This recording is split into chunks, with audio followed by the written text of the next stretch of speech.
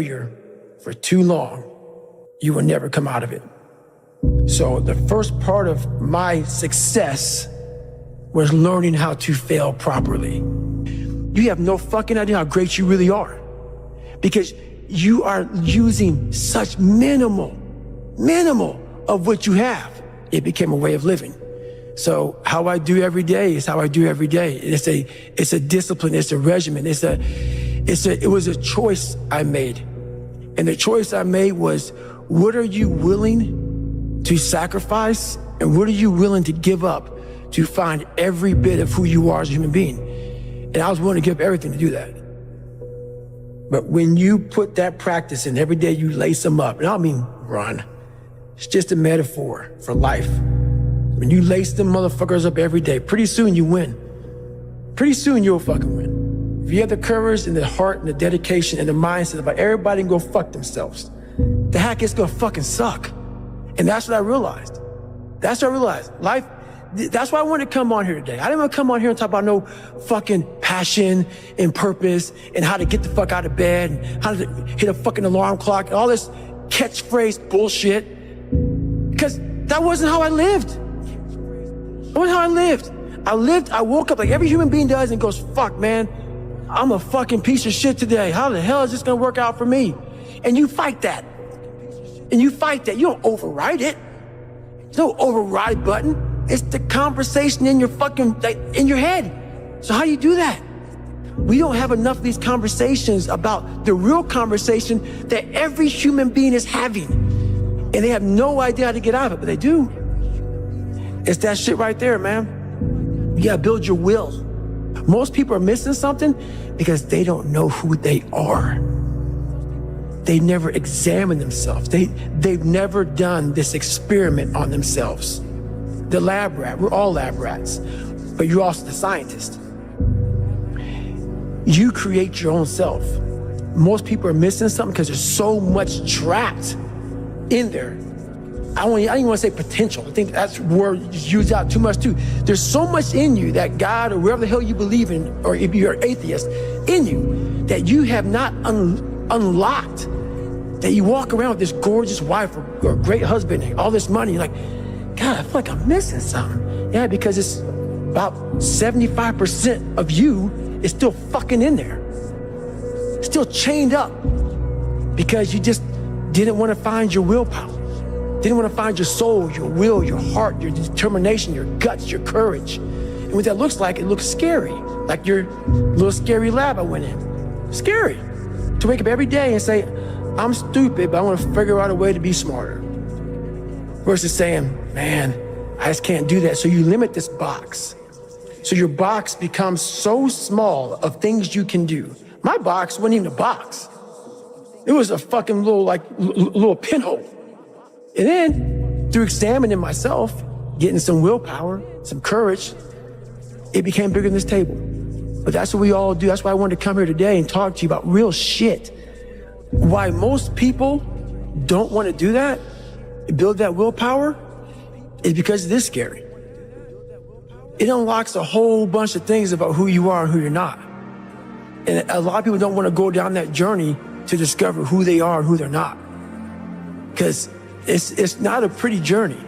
I mean, I've gone down it. It's not like I went down it once. I go down it all the time. And when you unlock that, and you can't just turn it off. Like people say, hey, well, how come you haven't retired yet? I built all this willpower. Do you think it's gonna let me just retire because my knees hurt? It's telling me every morning, I wake up like, man, my knees hurt, my legs hurt, my body hurts, but you can still run. So why aren't you running? If you can still run, there'll be a time when you can't lace them up anymore, but you can still run. So I still run. When the time comes I can't run, the body will say, you just can't run. But if I can still do something, that willpower that I have created, it makes me do it every fucking day. And that's what they don't get. What builds a human being is you start with the small building blocks. And before you know it, man, you become something that it doesn't even make sense to most people because it's just who you are now. That's why I can still run at 50 at 49 with broke down knees and broke down body. Because my body knows you still can. Therefore, I do. Second you stop, the willpower is gone. You know why people connect with my book so well? For some reason, God put me in almost every fucked up situation on the planet Earth. So when I talk to people, it's not sugar-coated, because I'm not saying it from I was 175 pounds my whole life. I don't say much to those people. Maybe you're a piece of shit.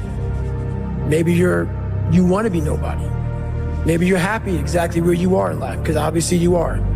Maybe you don't have the determination to be somebody better than who you are. And if you want to live with that, I'll support you in that. If you're good with being who you are, and every day you wake up and every day you smell like shit because you can't wash your body well, and your skin's messed up because your health's so bad, and you can't put your clothes on right, you need help with that. You need help, like when I was doing, I need help wiping my ass. That makes you feel good? Nothing I can say to you. If every day you wake up with this, see, people are haunted, but they obviously like horror films because they keep watching the same fucking movie. I don't like horror films. A lot of people like horror films. So I don't say much to them. I say exactly what I said to you, right there. Because I was once you. I didn't like horror films, so I changed it. Some people are just, they become, like you said, it gets real small when you're lazy and you're fat. Their will is so small that they don't have any, and you can't give it to them. There has to be something. This is what I'm talking about now, because this isn't a hack. This has to be in you. Something in you has to wake up. And usually the only person that can wake it up is you. Sometimes you can read a David Goggins book, because I was all this shit and then a lot more of fucked up. But if you don't have a little flame, just barely, you're done. I can't light it for you. And that's the harsh reality of this life that I want to get across so fucking bad. You can watch me, you can watch you, you can watch fucking Rogan and Cameron Haynes, all these motherfuckers. You can go to Tony Robinson's fucking bullshit, do all this shit. You can do all this shit. If you could keep going back and keep spending money and spending money and spending money with no results, you can wonder, wow, maybe let me go try out David Goggins. He ain't gonna fucking help you. You have to explore, examine the insides of yourself. And what do you really want out of life? Your friend and a lot of people out here just don't fucking want it. So guess what? Have fun with your life. Go from 3 to 350 to 400 to 450 to 500, because you don't want it. And that's the harsh reality. I can't give you shit. You can't give them shit. I can give you ideas. At the end of the day, when I was losing the weight, I had to miserably wake up every morning in the cold, because it was Indiana, November when it started. I was miserable. This is your new life. Take it or leave it. There's no happiness about it. There's no peace behind it. It sucks. It just fucking sucks. And that's the one thing, if I could teach anybody anything, it just fucking sucks. And it's gonna continue to suck. And then one day you'll get to a special part in your life that it might get a little bit better. But to lose the weight you had to lose, my friend, sorry, it's gonna suck every fucking day. Because then when you're 300 pounds, you're gonna go out to lose weight, you could probably get injured. So then you gotta work on the injury, and then you get even more depressed. This is what I went through. And then you're hungry because now you're depressed. It's just a vicious cycle. And if you're not strong mentally and you have no willpower, you're gonna continue falling back in this hole versus the man that sits back and goes, all right, motherfucker. This is why I cuss, because this is what is in me. This is what it took for me to be me. Sorry, it didn't take, hey, okay, we're gonna do this today. No, this fucking really sucks. This is real, dude. This is real. And every day, I'm set back, I'm set back, I'm set back, I'm set back. So this is what I would tell your boy. This is exactly what I tell him. Every day you wake up, you're gonna probably be set back for the first 4 weeks before you lose just significant weight because of the mind's gonna be fucking with you the whole time. There's no dopamine. There's no dopamine in there at 300 pounds. You got nothing. Your hormones are shot. You have to envision something that is more powerful than you.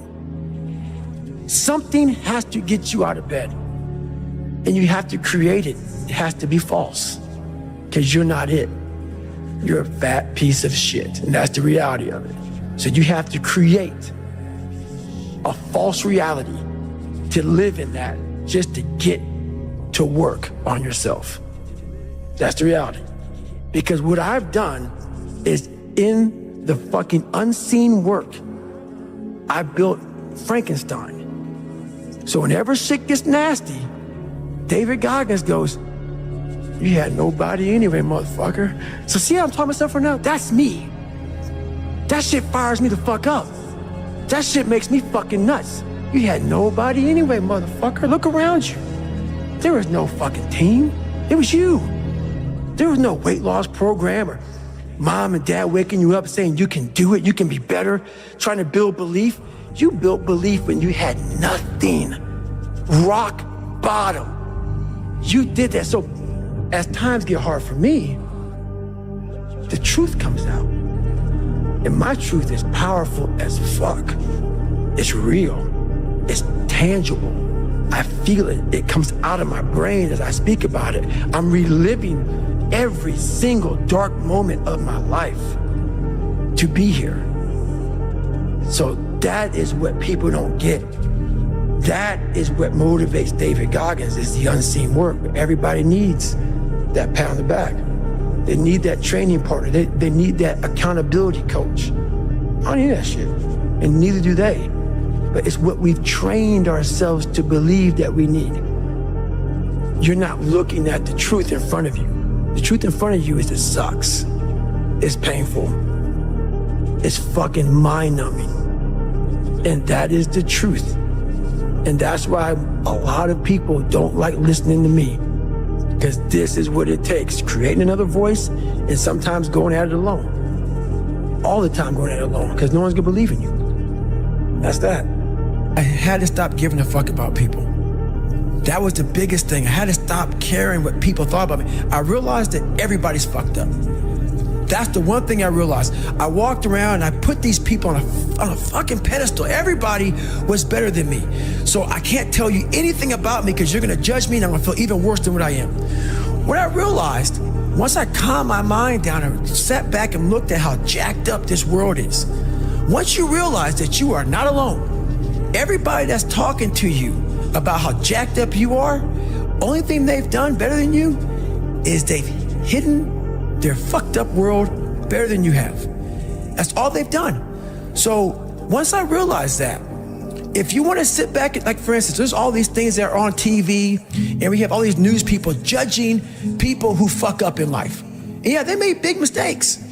But that person who is judging you on TV, I guarantee you that news person, and say, I'm glad that my shit didn't come out, but I'm gonna judge the hell out of you.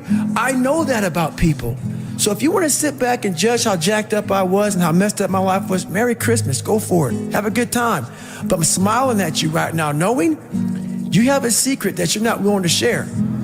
It gives you a lot of power when you're able to go on a podcast this big and say, hey, tell me, I'll tell you anything you want to know, because I no longer care. And that is a lot of power in that, to be able to put your life on a billboard for the whole world to see and say, judge it, man. Judge it. Like just me talking about it makes me feel good. And that's another thing about it. When you are willing to talk about how jacked up you are, the strength, that big rock that you carry, it just starts to come off you. It just starts to come off. That's why I do it so often. I'm like, hey man, I'll tell you anything you want to know. I'm tired of being afraid. I'm tired of not telling you shit. I'm tired of lying about how good I'm not. We tend to do the things that are easy. And that is, it builds no mental toughness. It builds no mental hardening. It builds nothing. When you work out, working out is where you can build that the fastest. Because it's a constant, it gives you instant feedback. Yeah, you may not lose the weight you want to real fast, But the discipline it takes, it transfers over to all aspects of your life. It's not people, man, why are you always working out? Stop looking at it that way. This is the foundation of life. When you look in the mirror, every morning we all look in the mirror to get ready to go to work, to go anywhere. The first thing you see is your reflection. If you don't like what you see in the morning, you lost the war already. It's not about even liking what you see. It's about looking in the mirror and you may start, man, I feel different. That reflection is not everything. It's a feeling you're supposed to get. So you have to, in life, once you leave your house, the war begins. In your house, you have some control. And that reflection in the mirror, you have to control that reflection in the mirror. That's how you start your day. If you leave your house feeling like, okay, I can fight. I've established the mentality to fight. And all that comes from working out. It's not just from, you can't find that in the office. There's a lot of them out there. But most of them are that way for one big reason. They can't see themselves doing it. They can't see themselves doing it. It's one big reason. The other reason is, a lot of it is jealousy. When you set these humongous fucking goals and they see that you're getting at it, let's say, for instance, we have a family. Let's say we're all a big family here. All 3 of us, all 4 of us are a big family. And every fucking morning I'm getting up training for a 200-mile run. And you see me get up at 4 o'clock in the morning and all you fuckers are sleeping. And by the time I get done running my 30, I come home just getting up. How are you gonna feel about yourself? A lot of times when you're an overachiever and you have people, that's what I talk about the mediocrity thing. A lot of our family members, a lot of our friends, they're mediocre. There's always those couple of guys who are uncommon, who wanna be better. But you make that mediocre motherfucker feel like shit. Whether it's your mom, your dad, whoever. You make him feel horrible. I've been there. I'm speaking from experience. You get somebody around you, man, who's trying to be better and you don't have the drive that they have, it's a constant reminder of how fucked up you are. You have to know that that's what it is. Anybody in your course not saying, man, get after it, brother, I'm so proud of you, they have a problem with themselves. Because all you're trying to do is achieve more. If that's a problem for somebody, you have to look at them and say, man, you really have a fucking problem with yourself, huh? It's much deeper than what you think. Right. It lies deep in your soul. How I was able to fix myself was I saw how ugly I was towards other people who were great. I was able to look back and say, man, you don't hate that motherfucker for any reason because he's great. And you're lazy. You're lazy. He makes you feel like shit every single day. That's where it comes from. You have to know where shit comes from to be able to solve it. I honestly want to be considered one of the hardest men to walk the planet Earth in the history of the world. And what I mean by hard, I'm not talking about the guy who does the most pull-ups, the most sit-ups, runs the most. Just a person who's able to overcome any adversity in front of him, to figure out a way. Hardness isn't about all this physical shit, man. Yeah, it helped me get to where I'm at. But all I was doing in the whole process, the process wasn't to be ripped. It wasn't to walk around with my shirt off. That wasn't it. I knew through the physical challenges, through the physical suffering, my mind was getting stronger. I was literally doing that for a reason. I had a weak mind. All the rest just happened to come with it. I was trying to strengthen the mind to handle all the judgment that's passed on me, perceived and not. Sometimes you make it up in your own head. I just want to be able to handle all of that, everything, physical, mental. I want to be perceived as that, like an old school barbarian, an old school guy that's like, God, dog, man, nothing can hurt the guy, which is why the book is titled, Can't Hurt Me. I want people to have that mantra in their life. Take that with you. Take it everywhere you go in life. And if you believe that and you work towards that, callous in your mind, strengthen yourself, Can't Hurt Me is strong. In any situation, like when I was in Buzz, they beat the shit out of you. I'd be the first one to get up and say, can't hurt me, motherfucker. And they were beating the hell out of me. But you say that enough to you. False motivation becomes fucking real motivation after a while. I realized is I'm not a cookie cutter type of guy. Right. I'm not here to take your money. I'm here to help you. If you're coming in to work with a guy like me, who knows that you have to have thick skin to get better. You have to call yourself out. If you're fat and you're fucked up, I want to hear that. I don't want to hear you tap dancing around shit. So I don't take on many clients because when you work with me, we're going to get to the root of the fucking problem. And a lot of people don't want to go there. They don't want to talk about their childhood. They don't want to talk about their past. They want to get to the root of the problem, and then they go, why am I not getting better? Because there's a lot of shit in there you haven't dealt with, brother. You know, people go to the gym, like for instance, going through any kind of special operations school. These people go to the gym, they get big, they get jacked, they can run fast, all that shit. But the only thing they're doing is they're coding over the mind. All you're doing is building a bigger, stronger quitter. Your mind hasn't gotten any stronger because you haven't gone back in there and dealt with shit. So the second adversity comes, like, my God, I'm so fucking fit. What's wrong? Your mind is still soft. So I work on the mind. It's hard for me to respect people who are able to come into that world and leave. Sure. This is a fucking lifestyle, man. Like, and people wonder, why am I not achieving more? It's because all of us, once we achieve something, we celebrate for a long years fucking time. And we wonder, why don't I have drive anymore? Where's it all at? If you don't develop a routine of suffering, and suffering is not like go out and kill yourself every day, it's being uncomfortable. Yeah. That keeps you hungry every day. If you live in your victories for so long and say, I'm gonna go challenge myself for 30 days or for 2 weeks or run this one marathon. And it ends, I did one marathon. Okay, that's why it leaves you. It leaves you because you haven't set up the next obstacle. Obstacles is how you grow. You must continue to have friction. Friction is where growth is at. With no friction, there's no growth. Make up your own mission statement. What do you want to be in life? And once you do that, now you can work with somebody to get better. You can work with yourself to get better. But until you know what you want to stand for, you will always just be sitting down. You'll never stand for anything. But guess what happens? That alarm clock goes off at 4 a.m. to train. I don't want to be a SEAL today. Or I don't want to be whatever today. I'll start tomorrow. And that's the usual pattern of people's lives. That's why I talk about clearing out the mind. Until you really want to do something, you're always going to be a talker. You're always going to run your fucking mouth. So if you wake up in the morning and you don't want to do something, you don't care enough about yourself. And that's what you need to really research is, man, why am I not doing this for myself? Because that is the number one purpose in life, is to better oneself. All those things of comfort are there in that 1 second. And this is where people lose. So what I do in that 1 second, because we all think about quitting when shit's hard.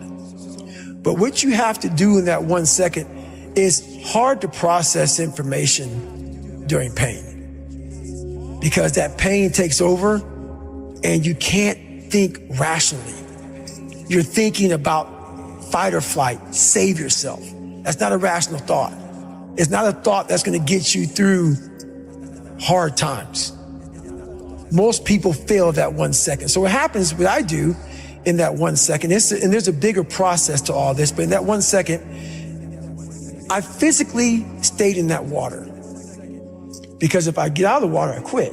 So I physically stay in the water, but mentally, I'm on the fucking beach with the fucking instructors. And the instructors, it's cold outside, so they got these parkas on. They got their cup of fucking Joe, and they're warm because they've already been through it. So now it's your turn to go through it. So mentally, I get back with them. I'm still in the water physically, but mentally, I'm back with them. I'm chilling. I got my parka on, and now I'm thinking logically because I'm warm now. Mentally, I'm warm. I've taken that 1 second. Let's not quit yet, Goggins. Let's fucking think about your options. Where are you going to end up if you quit this shit? Where are you going to go? What are you going to say to yourself? Because you know you're going to get warm.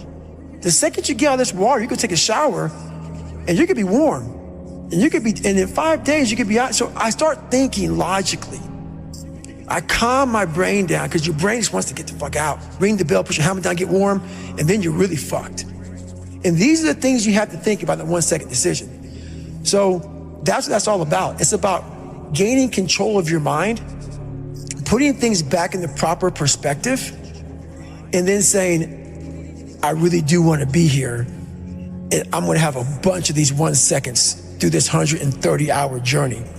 And I have to learn to control these, because if I fail one of these 1 seconds, I will not be a SEAL. I will not be a doctor. I will not be a lawyer. I will not be whatever the fuck it is.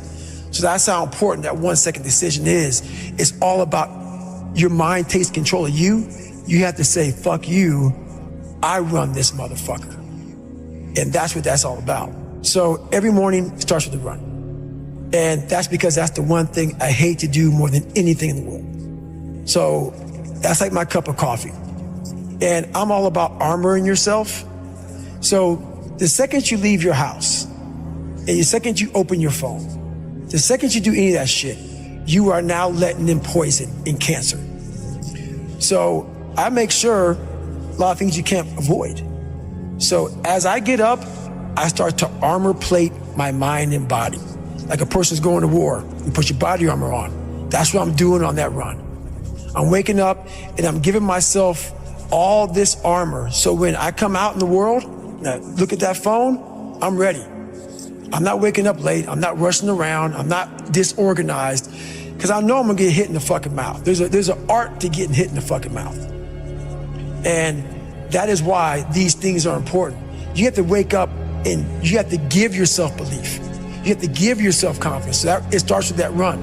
A lot of people sit back and they dream about being a sports figure, or dream about being a SEAL, or dream about being an astronaut. And all it is a motherfucking dream. They don't put the work behind the dream. That dream has become their fucking master. When you become the master of your fucking dream is when you say, I want to go be a Navy SEAL. And you say, okay, I'm going to lose 106 pounds in less than 3 fucking months. The dream was the one thing I thought about, and the dream was now gone. Now, what comes in, the dream goes away, and the fucking laundry list of fucking details and tasks come up. Gotta do this, gotta do this, gotta do this, gotta do this. That's when you become the master of your dream. So a lot of people out there dreaming. So my first conversation when I was absolutely nobody, and that's one thing you have to say. We live in a world now that's so kind. We find the kind way around everything. Like, if you don't look good, I have to find a kind way of saying, I don't like your shirt. Right. That's not the approach. If that's the approach you're looking for, that book is not for you. Can't Hurt Me is not for you.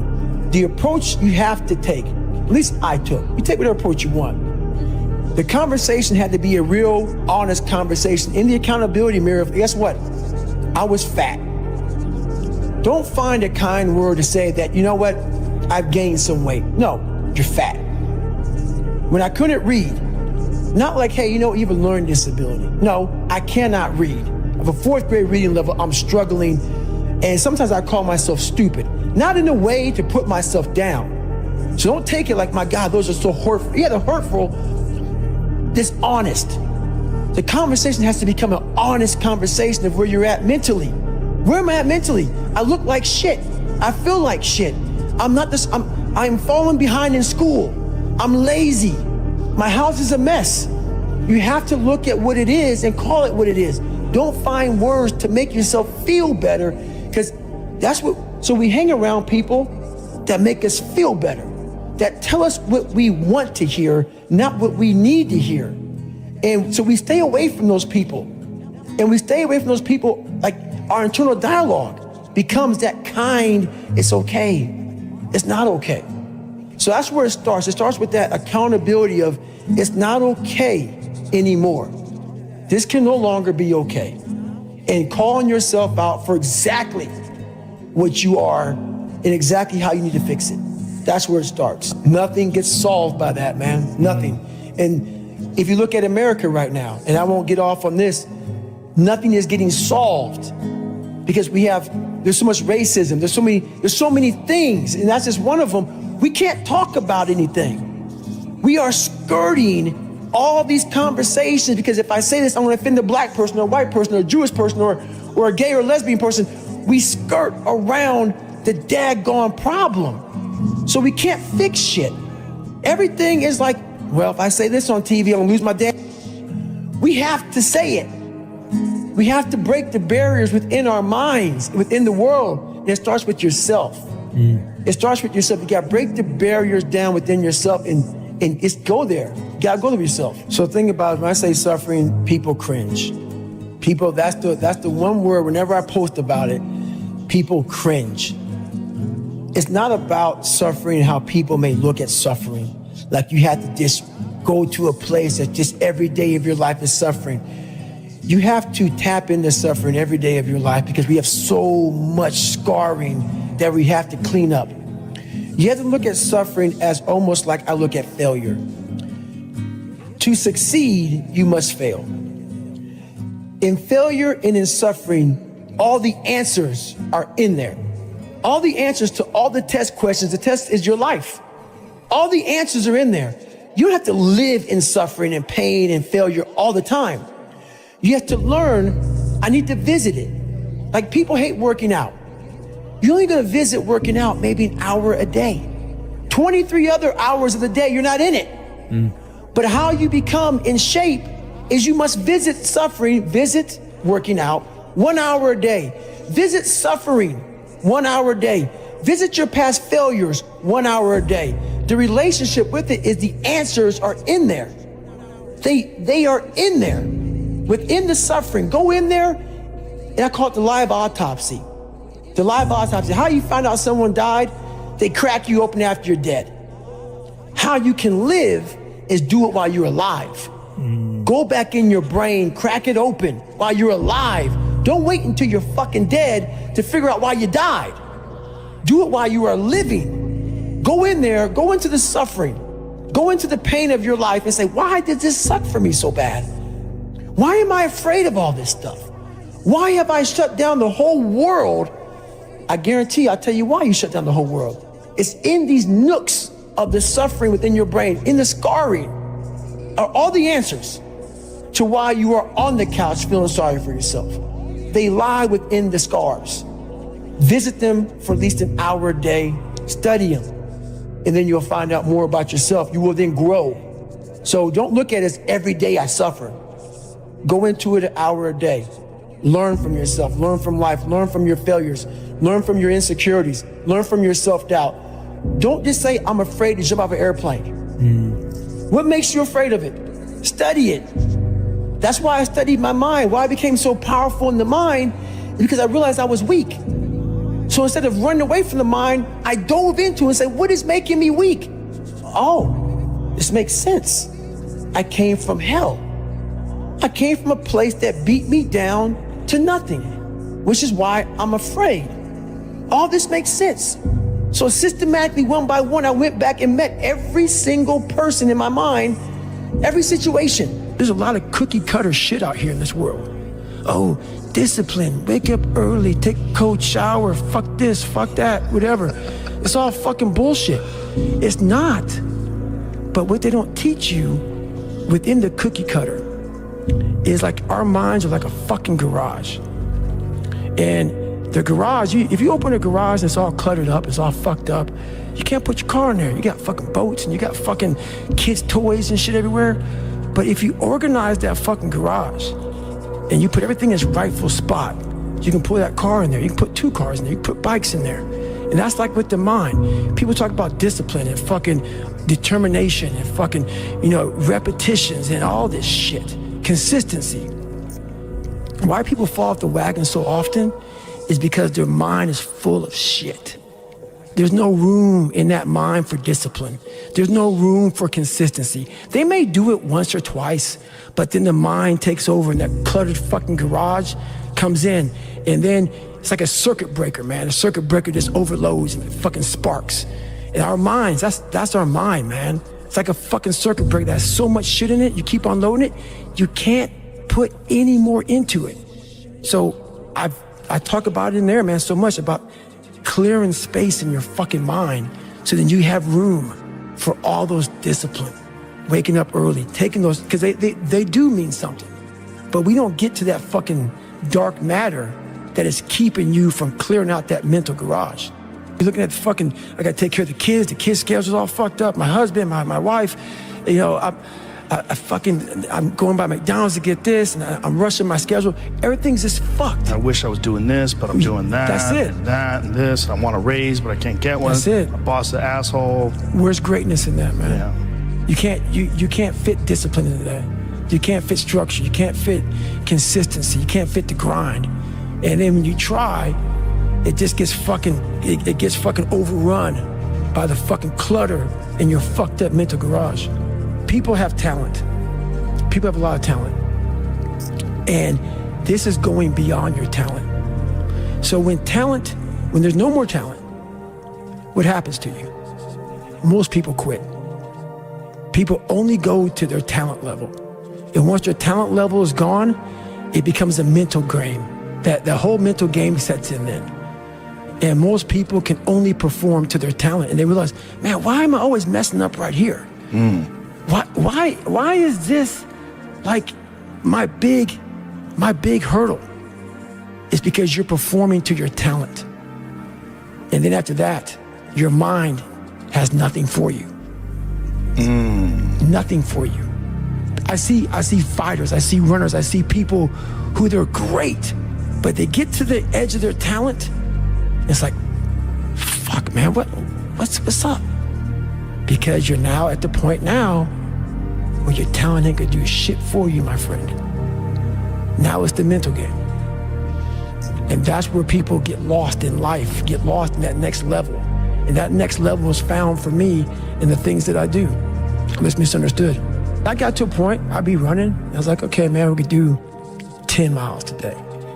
I get to 10 miles, like, oh no, motherfucker. That fucking demon that I let out every fucking morning that walks the streets at night, he comes and says, hey, no, bitch, not today, man. There's somebody out there that you don't know, have never fucking met in your entire life, that is doing 12, 13, 14. You're gonna do another one.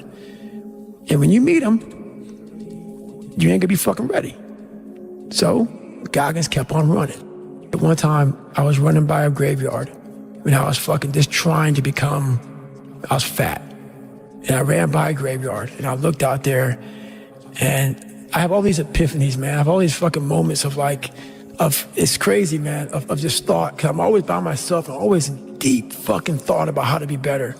And I look out there, I'm like, man, I wonder how many of you motherfuckers in there fucking just are so upset with how you lived your life and fucking just regret how you lived it. And I'm running a 300-pound man thinking, man, don't fucking die like this, bro. Don't die like this. So people wonder where this shit comes from me. It comes from such deep thought of trying to see what this is all about. What is this life all about? What am I all about? Why am I here? You know, I had to find purpose. And my suffering, it had a purpose. I see these older guys who are still fucking grinding hard. People always talk about father time. Yeah. Father time doesn't get you, man. It's father fatigue.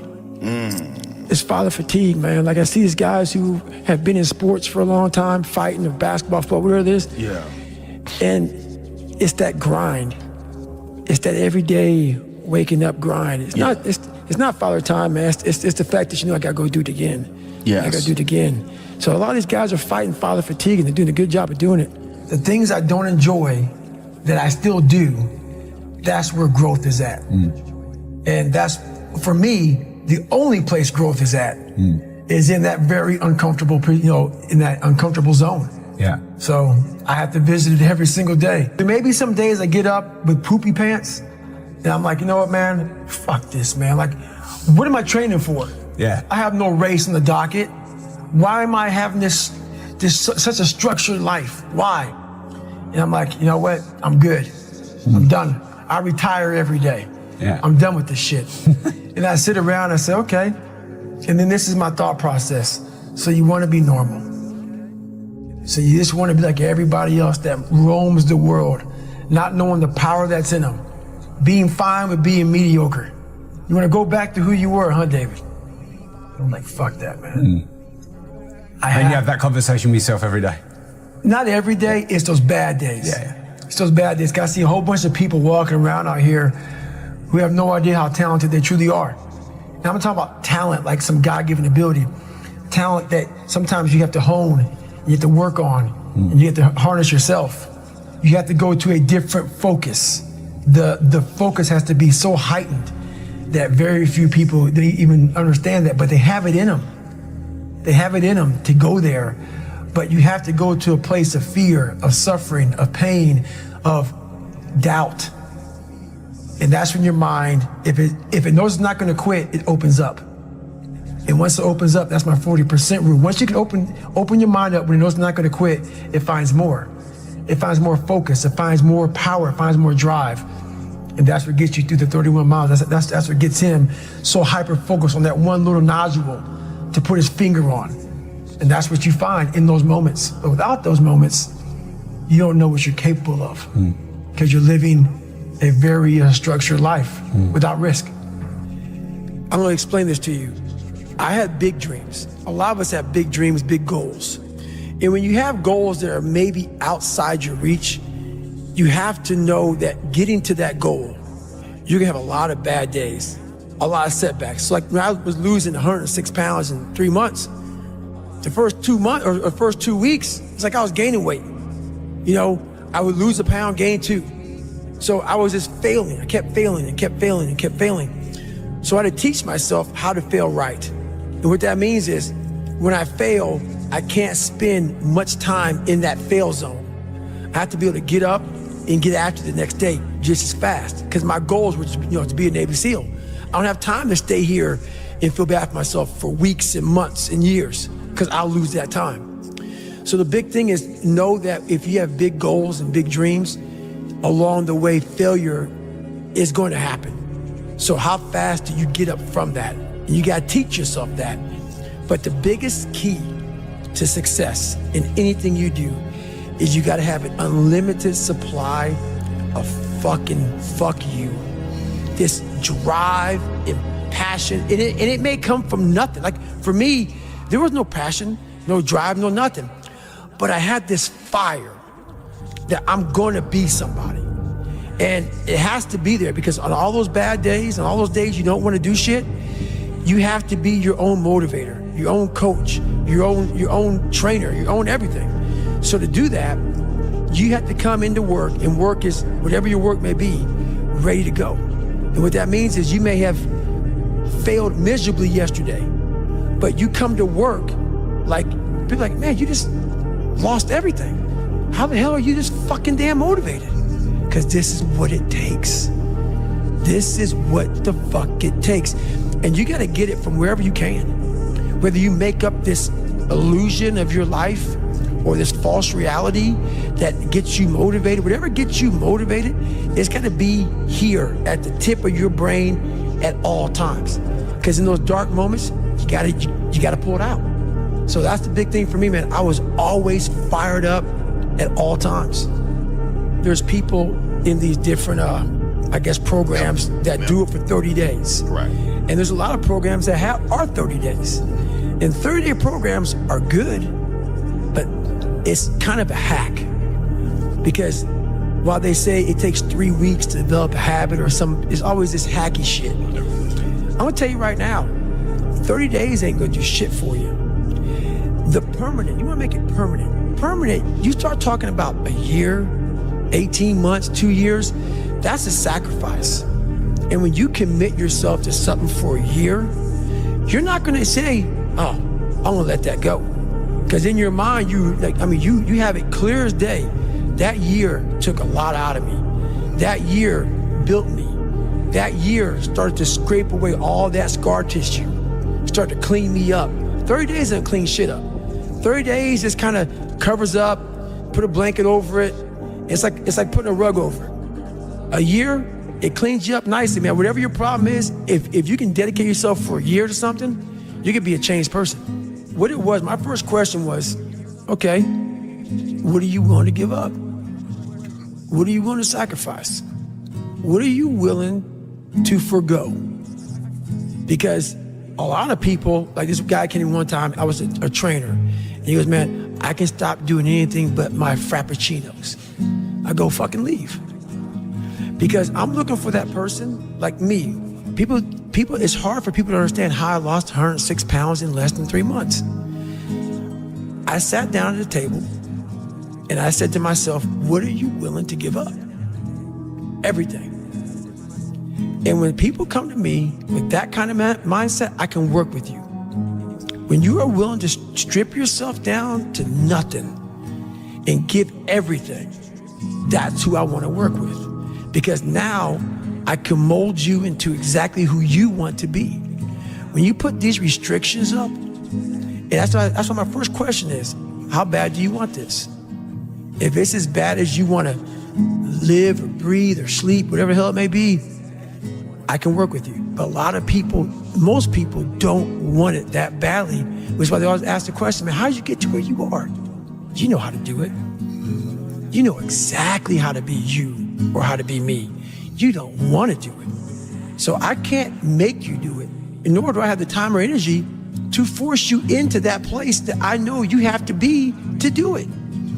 There's no luck in this game, man. There may be a little bit of luck, but the luck happens after you bust your ass and you put yourself in that lucky situation. Luck doesn't happen. You put yourself in that situation where luck might fucking happen. And that's what people don't know. But to get there, luck ain't gonna happen. You have to put yourself in that situation, man. They have already put their cap on their success in life. And that's why most people aren't sitting where you're sitting or sitting where I'm sitting. You never capped yourself. You might have. And if you did, you took it off. 100%. People cap themselves. They look at somebody, and because their mind can't imagine it, they then start talking shit. He has to be doing this, or has to be doing that. There has to be some trick. There has to be some potion. This is bullshit. No, it's because you cannot allow your mind to open up for the possibility of it can be done, which is why you being people are where they are today. Because you shackled your mind to have limits. And everybody has a limit, but find it first. And that's the one thing I'll say right now to people listening to this. A real person, a real alpha, a real go-getter, they ain't saying shit about nobody. Correct. That's why you will never, ever hear me dropping somebody's name, running my mouth about somebody. I don't know what you went through. I don't know what you're going through. I didn't wear the shoes you wore when you were a kid. I didn't grow up in your fucked up house. I didn't have your fucked up family. I don't know shit about you. So guess what I do? Shut the fuck up. Because real men don't say shit. Because first of all, we're too busy trying to grind and be better. Correct. Second of all, unless we know what we know, we shut our fucking mouths. But nowadays, there's not many real men who live by that creed of like, you know, if you're on social media running your fucking mouth and shit, you're just a bitch. Correct. You're honestly, and that's not me trying to be some after school special shit. You really are a bitch. Real men ain't doing it. Real men don't care about that gossipy bullshit. Get to work, man. Right. That's it. So the mind has a governor, like a car. If you're driving a car and the car has a governor on it, the car may say 130 miles an hour, but the governor's set for 91. Once that governor sets in, you get to 91, that car starts doing this. The car wants to go. The car wants to go, but that fucking factory said, we're not going past 91. We have a factory, a nice governor in our brain, and it's a survival mechanism. It protects us from pain and suffering. The second we feel that shit, our mind says, oh no, this isn't fun. We should back off. We should sit down, find something more comfortable. And there's something about the mind. The mind has the tactical advantage over you at all times. At all times of your life, the mind has a tactical advantage over you. Why is that? It knows what you're afraid of. It knows your insecurities. It knows your deep, dark lies. And it starts to push you away from that shit. It pushes you in a direction that is comfortable. The mind controls everything. So what I realized was that when I was growing up and I was 300 pounds and I got all fat and I got all insecure, I realized that my mind kept taking me in this direction. When things got uncomfortable for me, when I was facing my insecurities, I was facing my fears, my mind said, oh no, we have the tactical advantage. We need to get you, separate you from this feeling over your life's all about feelings. We want the happy feeling. We don't want that feeling of this sucks. Why am I here? and you don't have any, so you can't answer those questions, so you leave. I started realizing that if in that moment you can answer those fucked up questions and you are now in charge of your brain versus your brain ruling you, that's where all that stuff comes from. So the 40% rule is all of that. You get to 40%, your brain says, we're done. Let's roll, man. This is starting to get painful. This is uncomfortable. So you sit down. You have to figure out ways, and everybody's different. That's how the book kind of talks about, like we all have these things about, 5 steps to this and 4 steps to this. It's a lot more than that. That's all bullshit. It's a practice that you have to, it's a habit. So if you know that at 40%, I'm feeling pain.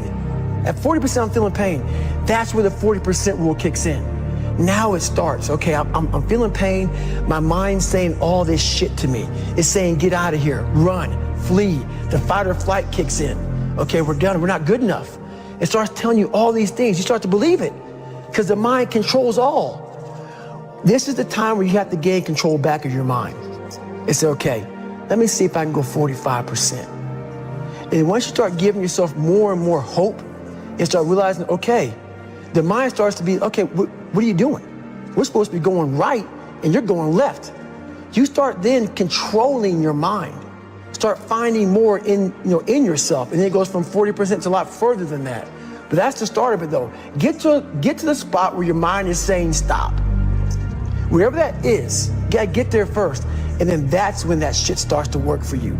You gotta control yourself in that moment. You have to face that in that dark room. In that dark room is who you are. But in that dark room is where you have to create another human being that walks out of that dark room to face who you are. That's the only way you're gonna get over all those things. You have to create someone else. Not like you have 2 different personalities, it is you. But you have to find strength. And that visualization of almost me cracking out Goggins, like almost like that Superman cape, like I'm coming out a different person, a person that doesn't give a fuck about anything, who doesn't care about being judged, who knows I'm weak, who knows I'm afraid, who says, whatever you think about me, take it, whatever, I'm here. That's Goggins. In the dark room, you face yourself, you realize you want to be better, you realize you don't want to be this weak, insecure person in the world who has all these problems that we all have. We all have. Social media is a great platform to tell you who we want to be, not who we are. So that's where that dark room is. You have to first be uncomfortable with how you feel about yourself. With that voice that a lot of us like to run away from, we all have it. We all have that voice that say, hey man, you're kind of wimping out right now. You're kind of being a little punk right now. But a lot of us say, okay, that's okay. It's okay to tell these little white lies to ourselves. So we first have to face the real you.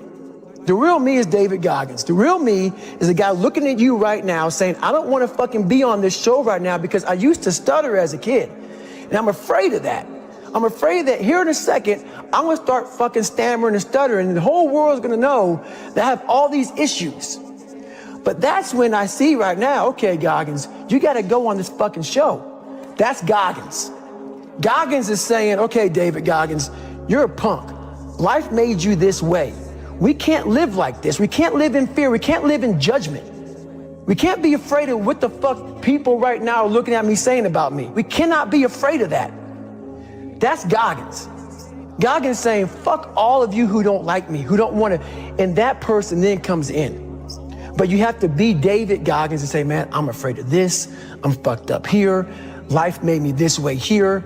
I stutter. I have these issues with reading and writing, and I'm fat and I'm insecure. You have to face that in that dark room. In that dark room is who you are. I didn't teach myself victory first. I taught myself how to fail. When you're 300 pounds and you can't read and write and you're fucked up, you know how many times you're gonna fucking fail on that process? So if you don't know how to fail, there is no victory. Most of this generation quits the second they get talked to. You did this wrong, or they get yelled at. It's so easy to be great nowadays because most people are weak. This is a softened generation. So if you have any mental toughness, any ability, if you have any fraction of self-discipline, the ability to not want to do it, but still do it. People have a hard thing understand. I hate to run. And what makes me so crazy, it doesn't anymore, is people go, well, why do you run if you hate it? What are you talking about? If you can get through to doing things that you hate to do, on the other side is greatness. That's what people don't understand. By me running, I am callous in my mind. I'm not training for a race. I'm training for life. I'm training my mind and my body and my spirit so it's all one, so I can handle what life is gonna throw at me. Because the life I've lived, it throws a whole bunch at you. And if you're not physically and mentally prepared for that, you're just gonna crumble and you're good for nobody.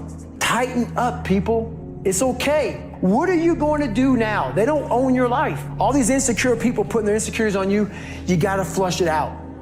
You gotta just be whoever the hell God or whatever the hell you believe in. If you believe in nothing but yourself, I don't care what it is. You gotta take everything and throw it away. You have to believe in one thing, and that is yourself.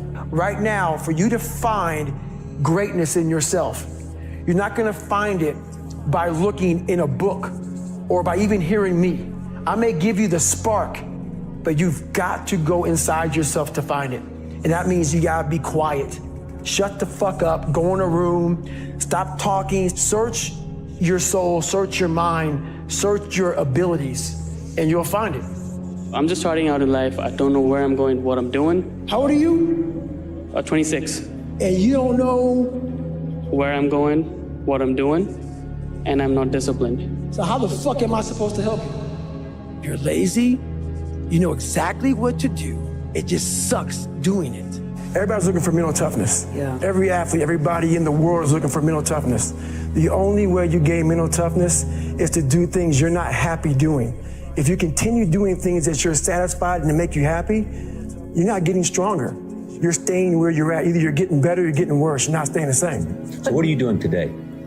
Doing the same thing I was doing last year and last month and last week. I'm continually to look in the mirror, look at the reflection. It's called the accountability mirror. What have I done today to improve David Goggins? The accountability mirror is something that I kind of came up with in high school. Like I said, I started shaving my head when I was 16, and I got caught up in trying to impress so many people because no one liked me. So I developed so many different identities. When you look in the mirror, that's the one person you can't lie to. So every morning I would shave my head thinking, God, I would reflect back on some of the lies I may have told somebody or some of the ways I acted that I didn't feel comfortable doing. I was trying to make other people like me. How pathetic is that? We all have that voice that say, hey man, you know, you're kind of wimping out right now. You're kind of being a little punk right now. But I would say, okay, that's okay. It's okay to tell these little white lies to ourselves. So we first have to face the real you. The real me is David Goggins. The real me is a guy looking at you right now saying, I don't want to fucking be on this show right now because I used to stutter as a kid and I'm afraid of that. But that's when I see right now, okay, Goggins, you got to go on this fucking show. That's Goggins. Goggins is saying, okay, David Goggins, you're a punk. Life made you this way. We can't live like this. We can't live in fear. We can't live in judgment. We can't be afraid of what the fuck people right now are looking at me saying about me. You have to face that in that dark room. That's the only way you're gonna get over all those things. You have to create someone else. Human beings wanna show you the best side, and they wanna hide the worst side. For me, I'm gonna teach you how to be vulnerable, because that's the only way you fix yourself. Let's say it's a man up there or a woman, whatever, and they have a chart. And when you're born, they say David Goggins. They write the chart down because they can see everything. They know exactly where you're fucking supposed to be. You die, you go to so-called heaven. You arrive at heaven, I'm 300 pounds. I go up there and God looks at me and he shows me my chart. And my chart on there says you were supposed to be a Navy SEAL. You're supposed to weigh 185 pounds.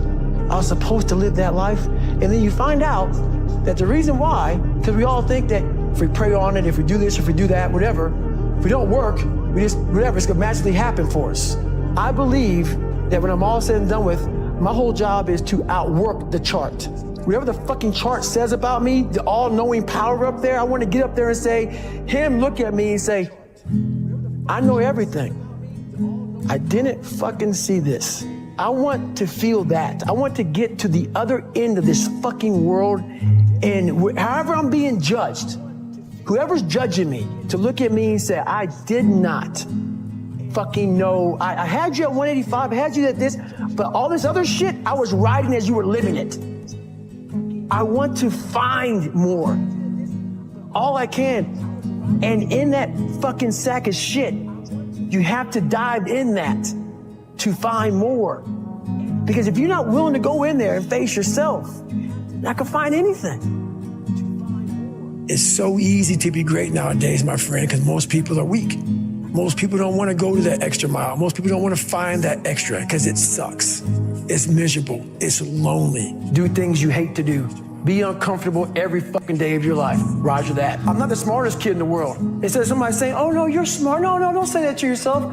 I said to myself, no, I'm a dumb motherfucker. Okay, roger that. How you get smarter? Educate yourself. So the things that we run from the truth. So the only way I became successful was going towards the truth.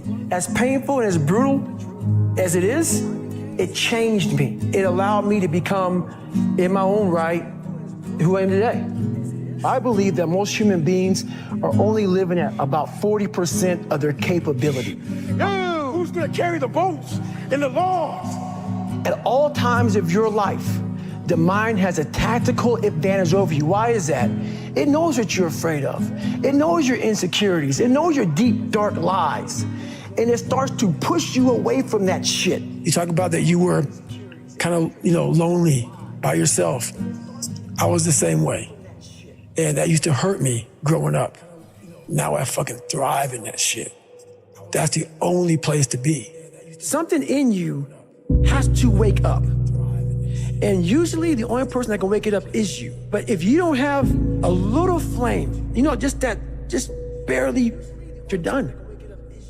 I can't light it for you. And that's the harsh reality of this life that I want to get across so fucking bad. You can watch me, you can watch you, you can watch Rogan and Cameron Haynes, all these motherfuckers. You can go to Tony Robbins's fucking bullshit, all this shit. If you could keep going back and keep spending money and spending money and spending money with no results, you can wonder, wow, maybe let me go try out David Goggins. He ain't gonna fucking help you. You have to explore, examine the insides of yourself. And what do you really want out of life? You have to envision something that is more powerful than you. Something has to get you out of bed. And you have to create it. It has to be false. Because you're not it.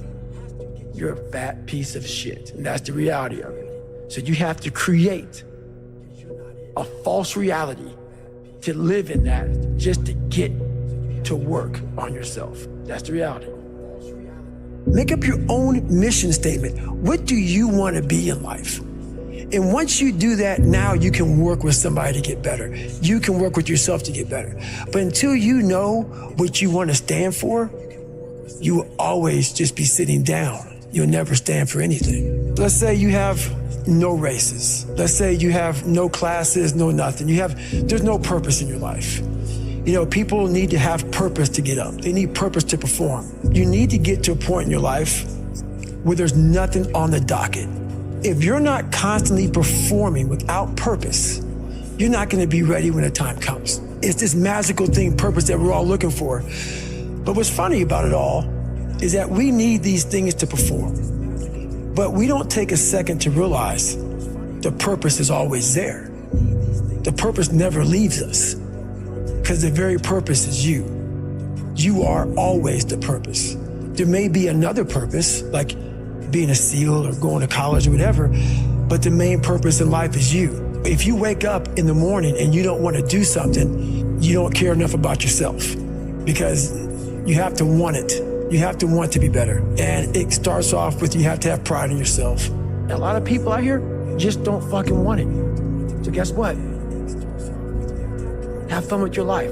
Go from 3 to 350 to 400 to 450 to 500, because you don't want it. And that's the harsh reality.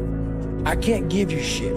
I had to miserably wake up every morning in the cold. I was miserable. This is your new life. Take it or leave it. There's no happiness about it. There's no peace behind it. It sucks. It just fucking sucks.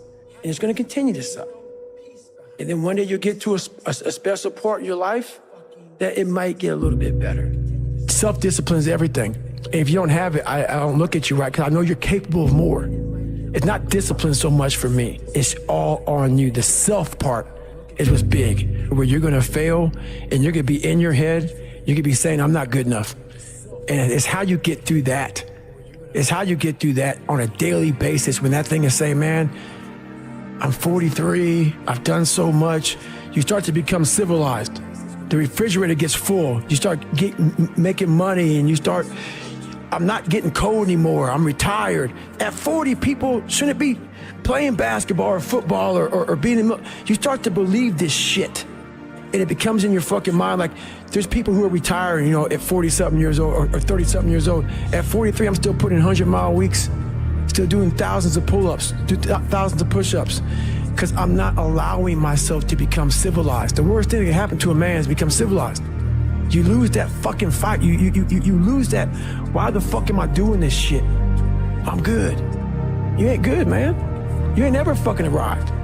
And that's just my mentality. You may have more, but you never fucking arrive. You want to be uncommon amongst uncommon people.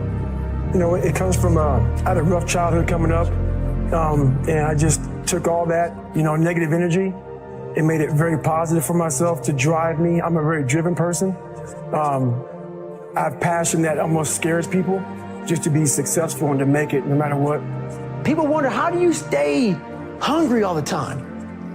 Because after I accomplish something, I don't sit back like a lot of guys who graduate buds, graduate this, graduate that. They get comfortable. They wonder why I'm getting weak, man. I don't know, I lost my edge. What's going on? Because once you hit the top of the fucking mountain, guess what happened? I'm good. I'm good, so you wonder why you're falling down now. Because once you reach the top of the mountain, you gotta build a fucking another one. That's mediocrity. There's a lot of people in mediocrity who have a nice resume, but they're one-timers, man. They hit a one-time deal, they busted it open, got a lot of money, but they're good. You're mediocre now, man. What are you fucking doing today, tomorrow, the next fucking day? I listen to a motherfucker who's like this, man. What's wrong, man? I'm fucking tired, dude. Why are you tired? Because tomorrow, I gotta do the fucking shit again, man. Whatever the shit is that made me fucking nauseous and sick to my stomach, it made me hurt, there's no ending. And that's the person I listen to. That's the person who's gained knowledge. You gain knowledge through suffering. And on the other end of suffering is a world that very few have ever seen. It's a beautiful world. I will have normal, everyday people picking me apart. Oh, his life is miserable. Who wants to live like that? It's crazy how it's almost like he's sick, he's psychotic. Because human beings need to hear this. They need to stop hearing these hacks on this and that. There's no fucking hack, bro. There's no fucking hack. Yeah, you may this and that and saunas and all this shit yeah, it's great. There is no fucking life hack. To grow that thing, how do you grow it? Do it, and do it, and do it, and do it. That's the hack. Let me teach you the real life, how it really is. The reason why you're a loser, and the reason why you're not fucking making it, and the reason why you're trying to go to I go to all these fucking conventions, speak all the fucking time.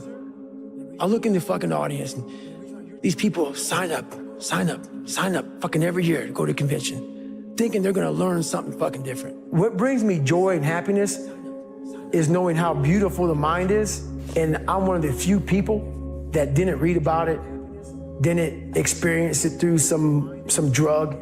I got to experience the beauty of true fucking willpower. True, fuck you, I'm gonna fail, I'm gonna fucking fail, and I will succeed. Just me talking about that gives me a feeling, I know what I did, and I don't need to travel somewhere or to have this or have that. I have it all here in my mind. And that is, when you finally get to that point for me, it's forever lasting peace. I could die right now on this show and I'll be happy, man. Sometimes life can really hijack your fucking mind. When that happens to you, you're all fucked up. Your goals, your ambitions, everything is out the fucking window. In life, we all go through different things. Sometimes your girlfriend or boyfriend breaks up with you. Guess what? Get the fuck over it. Maybe you failed a test in school. You worked your ass off. Guess what? You failed the fucking test. Get over it. Move past it. Learn to not let life hijack your brain. At work, you've been working your ass off for that new promotion. You don't fucking get it. Someone else does. Maybe they kiss better ass than you do. Guess what? Get over it. Life will hijack your mind if you let it. Don't allow all these things to make you a lesser person. You must own your mind. Don't let life own yours. Get after it, stay hard. If you pan it down here, you see it's about 3 o'clock in the morning and there's not a car or a person in sight. People want to know where I find my strength at, where I get my strength. I get it from a lot of places, but right now, this morning, I'm getting it from, there's not a motherfucker that's up. There's not a car, there's not a person. Everybody's in their bed, sleep, dreading that it's a Monday, hate it's a Monday, and I'm loving it. I'm loving that. Where everybody's getting weaker, I'm getting stronger. It's not about the running, the swimming, the push-ups, the sit-ups. It's about what those things do for your mentality. You don't get better on the daggone couch. You get better by coming out here and getting the fuck after it every daggone day. Stay hard. Every morning, every day of our lives, we have choices to make. You have the choice to stay in bed, to say, forget it, I'm not gonna work out today, or forget it, I'm not gonna work hard today. You always have a choice every single day of your life. So yesterday, I made the choice to get up early and run, but today's another day that I'm faced with another choice to make. So I'm making the choice again to put my shoes on early in the morning and get after it again. So make the right decision. I want you to realize that this world, life, is one big head game. And once you learn to play the motherfucking head game, it's no longer a game anymore at all. You can start living your life. I've saw myself as the weakest human being on the planet. And I wanted to transform that into the hardest man God ever created. Who's gonna carry the votes? When you go to war with yourself, you find a lot of peace because you know exactly who you are. When you quit, your mind says, we're done. So it doesn't expand. There's no expansion when you quit. Your mind takes control of you. You have to say, fuck you, I run this motherfucker. You gotta tell your brain where you wanna go and how you wanna go and how you wanna get there. Stay fucking hard. That warrior mentality that I'm so proud of, I wasn't born with it. I was not always this strong guy you see. I went through a lot of hard times in my life to get here today. What changed me was I had to be hard on myself. And I had to continue to grind myself into a fine dust. The only way I could find myself was through putting myself through the worst thing possible. I was a scared, uneducated kid who stuttered, and I had to look at myself in the mirror and hold myself accountable for who I wasn't and who I wanted to be. Nothing was coming back to save me, so I realized I had to save myself. You gain knowledge through suffering, and on the other end of suffering is a world that very few have ever seen. It's a beautiful world, because that's where you find yourself. You gotta go into that hellhole of life that you have that fucked you up and fix it. And that's what I'm here to do. It's a hard journey. It's a real journey. It's a journey that's gonna take you way outside of being comfortable. We all look for toughness. We all want it, but we look for it in a comfortable environment. You will not find toughness in a comfortable environment. You gotta do your best work when you're least motivated. So those days you don't want to do it, guess what you gotta do? You gotta suck it the fuck up and do it. You have got to suffer to grow. To grow, you must suffer.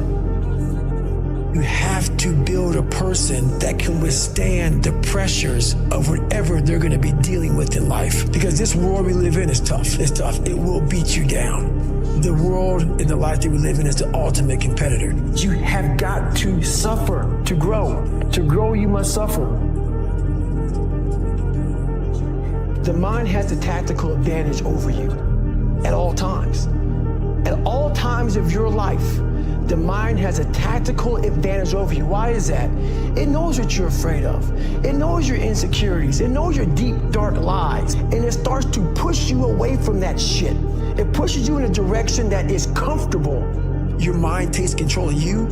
You have to say, you, I run this motherfucker. When that alarm clock goes off at 4 or 5 in the morning, your mind says no. You just say, this is what we do. It's what we do now. Because to get to where you want to go, the amount of pain involved, I'm not saying physical, I'm not saying you got to break yourself off. The amount of mental pain of how many times you're going to have to do something that you don't want to do to get to where you want to go. There's going to be more times you do something that you don't want to do than you are going to want to do it. That's your new norm. That's your new norm. And then once you do this over and over and over again, it becomes like breathing. I don't want to live this lifestyle, but to get to the other side of this, I have to. The only way you're ever going to get to the other side of this journey is you have got to suffer to grow. To grow, you must suffer.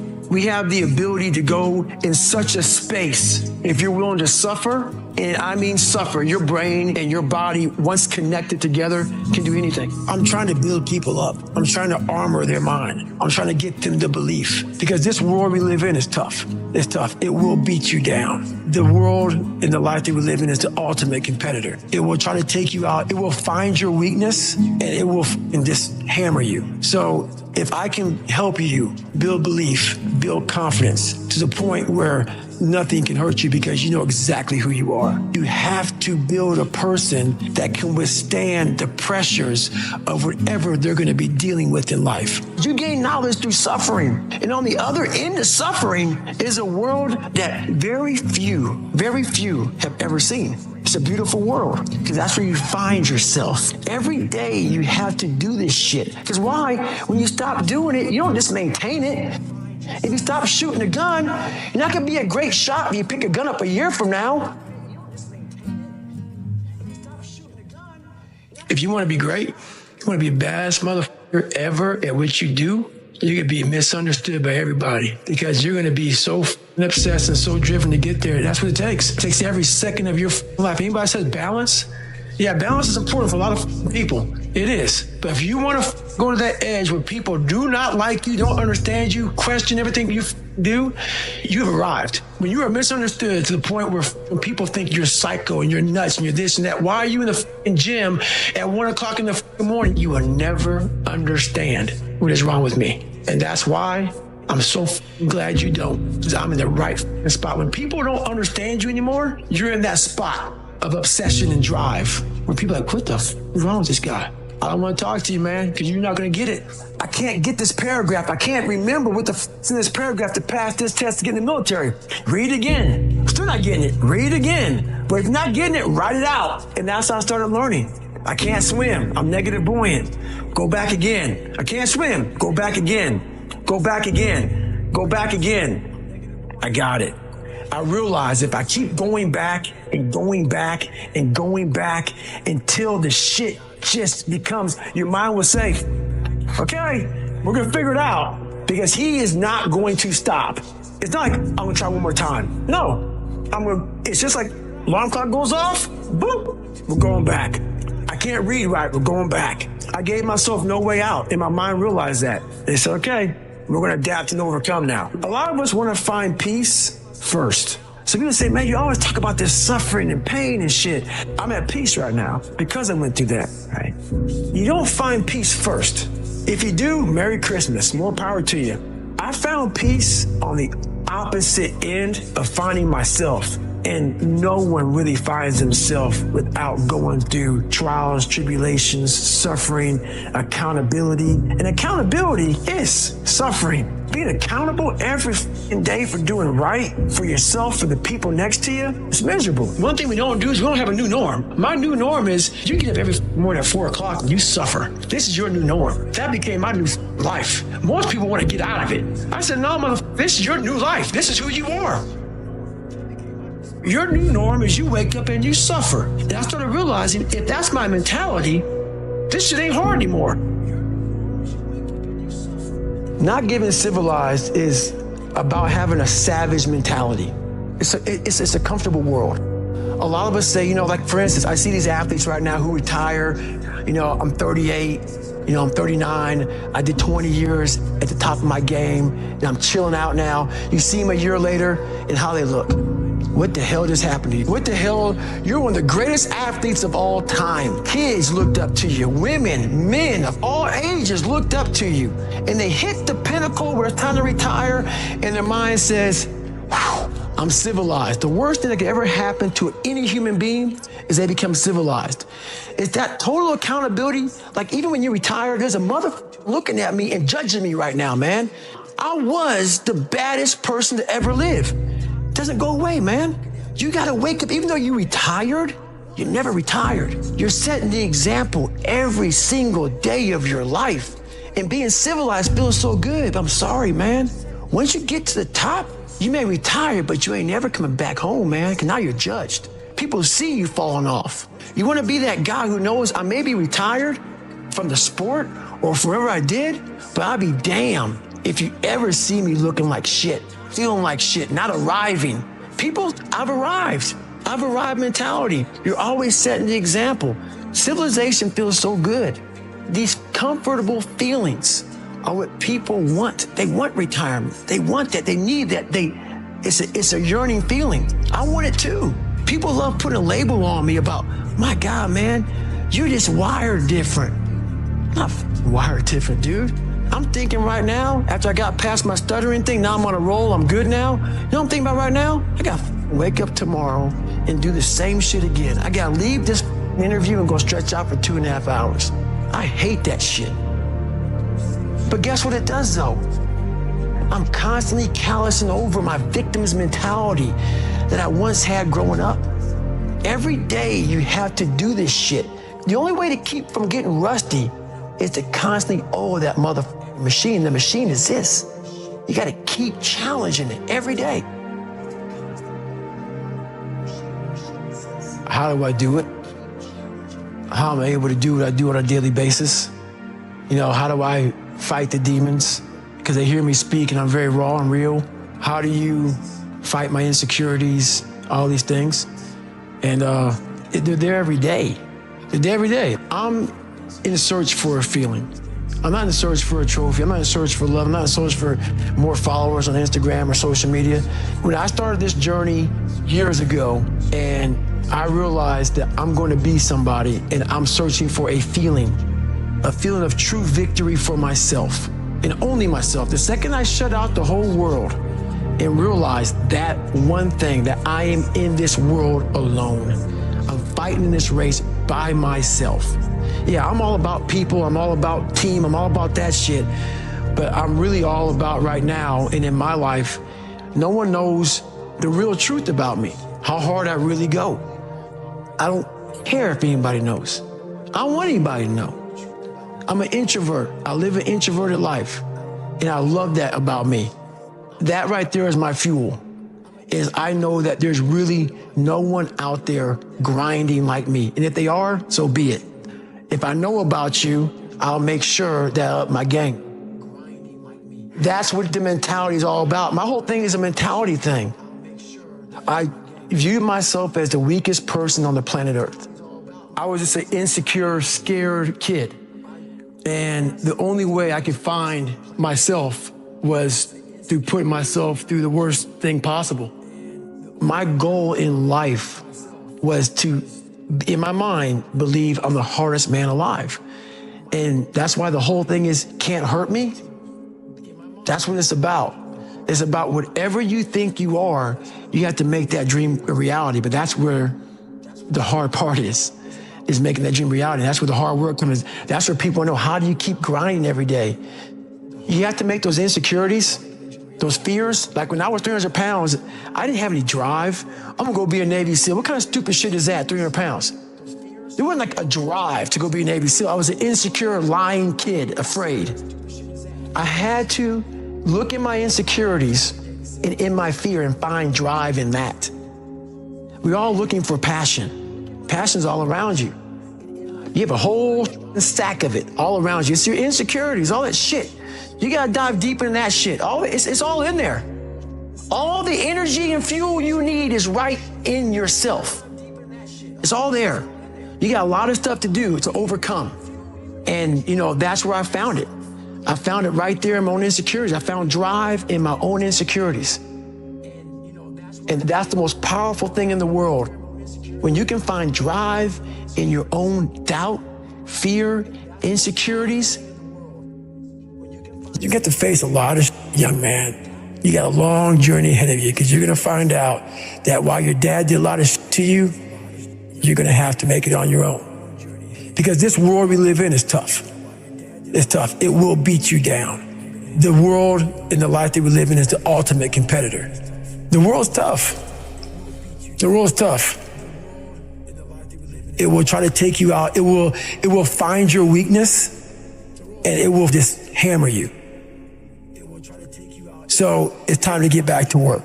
Get back to work. Stop hearing yourself talk. Get off the podcast. Don't be on social media too much. Cut out all the fucking noise. Get back to the fucking mental lab, because that's where the knowledge came from. You need to get to a point in your life where there's nothing can hurt you because you know exactly who you are. You've faced your demons. You were able to hear all your past traumas. You were able to listen to them. You're able to say, okay, now I can now talk to people about what I went through. I'm no longer embarrassed. I'm no longer ashamed.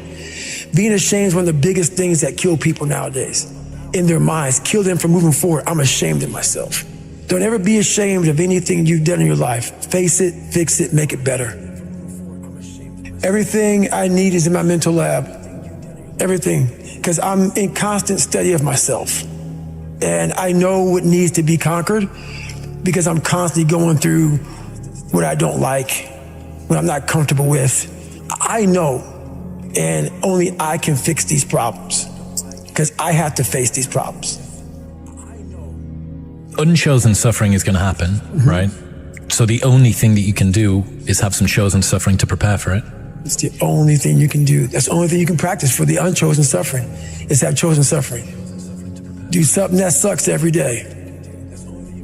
I'm not trying to send a message of run 200 miles, be the baddest motherfucker in the world, but be tough. You better have a part about you that's tough, a part about you that can break down situations and get better. And break down situations very quickly within some trauma in your life, some devastation in your life, because it's going to come. The devastation, the trauma is going to come, and you can't allow that to become a Jersey barrier. It can't be a Jersey barrier. It has to be something that you can maneuver through very quickly and move forward. That takes a lot of toughness. There's a lot of people, when you die, they figure out why you died. They figure out how you died in the autopsy. But we never do a live autopsy to figure out why we're dying while we are alive. And I was dying. I was living every day, but I was really dead. And so I figured it out. And once I figured it out, I was able to reborn. I was able to be reborn. You must take this knowledge that you learn from all this shit is knowledge. So I'm just trying to give people that strength to go in the archives of your life. Because while you're probably fucked up, it's probably something happened to you in your life. Go through the archives, dig it up, study it, and then use it for yourself. That's the main purpose for me right now. You need to be better here. You need to be better here. You need to overcome this, overcome that. And people need to have purpose to get up. They need purpose to perform. You need to get to a point in your life where there's nothing on the docket. There's no 5K. There's no, I'm going to get into school to be this or that, and still perform to the highest level. Because what people don't get is one day that thing's going to come up. And if you're not constantly performing without purpose, you're not going to be ready when the time comes. It's this magical thing, purpose, that we're all looking for. But what's funny about it all is that we need these things to perform, but we don't take a second to realize the purpose is always there. The purpose never leaves us because the very purpose is you. You are always the purpose. There may be another purpose, like being a SEAL or going to college or whatever, but the main purpose in life is you. So if you wake up in the morning and you don't want to do something, you don't care enough about yourself.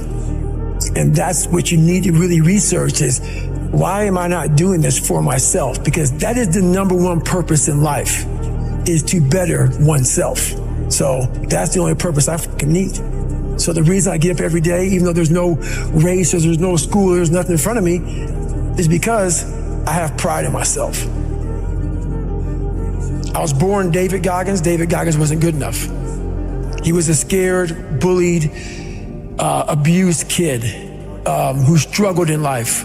And that kid, whenever something got tough, no matter how hard I trained, no matter how ready I was, whenever something got tough for me, David Goggins, the real David Goggins, would come out and he would quit. So I realized this over a period of time. So I had to build Goggins. And in that process, that's where I get better.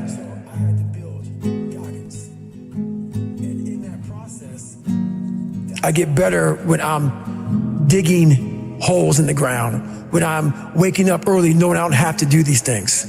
That's where I get better. So it's important to stay hungry. It's important to stay hungry, but it's important more to stay humble within that hunger. So while you're hungry, a lot of people are hungry, but humility is everything. What was that story about William Crawford, the janitor? Yeah. So this guy won the Medal of Honor. So he won the Medal of Honor, and which is the highest award in the military. And this guy went to the Air Force Academy, and he was a janitor. And no one knew who the this man was. He had the highest award in all the military for heroics. For heroics, saving lives, putting his life on the line, could have been killed. And he is now basically, cleaning shitters for young kids. And we can all imagine how that probably went. There's probably some, little bit of taunting here and there. And he just sat there and cleaned the shitter. So that's why he's in my trained humility part, because for this man to be at the level he was and have that kind of humility to go, I'm a Medal of Honor winner, but I'm gonna put that in my closet, and I'm gonna pick up my broom and dustpan, and I'm gonna pick up, this rag and clean this for these young men. That right there is amazing for me, man. That's where you grow. That's growth, huge growth. And also it shows that he was doing his job. He was a servant. He didn't look at himself any better than anybody else. And the second you do that, you totally lost. You cannot look at yourself like people, with me even, I always look at people. I know where you are. I know where, because I've been there. That's why I help so many people out. I've never been above you. I've always pretty much been beneath you, and that's where my knowledge came from. So I know how to reach those people who are in the dungeon, because I've been there so many times. You have to be your best self when you're least motivated. And that's the tricky part about all that. Motivation is just a word. You have to have these different things in your mind on where you want to go, and know that motivation is not going to get me there, because I'm not going to always be motivated. Jocko said the exact same thing. He said that discipline eats motivation for breakfast. And discipline is good too, but without a clear headspace, there's no discipline. What do you mean? So let's say we have a circuit breaker, okay? And I'm loading everything up to one fucking circuit. Just load it up. It's gonna fucking blow. And once that thing blows, man, the circuit's all fucked up. You gotta have each thing plugged into the right spot, like a fucking crowded garage. You can't put anything in it. Once your brain is crowded, discipline is great, motivation is great, but if you can't fit shit in your brain because it's all fucking cluttered with shit, there's no discipline.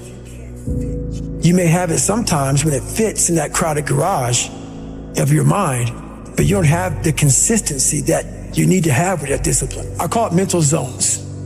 Is you're organizing your mind so you can put that discipline. So a lot of people talk about discipline. Okay, great. Why do you fall off the wagon? Why can't I continue with this routine? Going to the gym, being better, waking up early, eating the right foods. It's because maybe it's your kids, maybe it's your wife, maybe it's your job, and it's all just stuffed in your fucking brain. You don't have it compartmentalized and organized in these nice shelves. a lot of people whose brain, hey, where's my dumbbells? Let me look.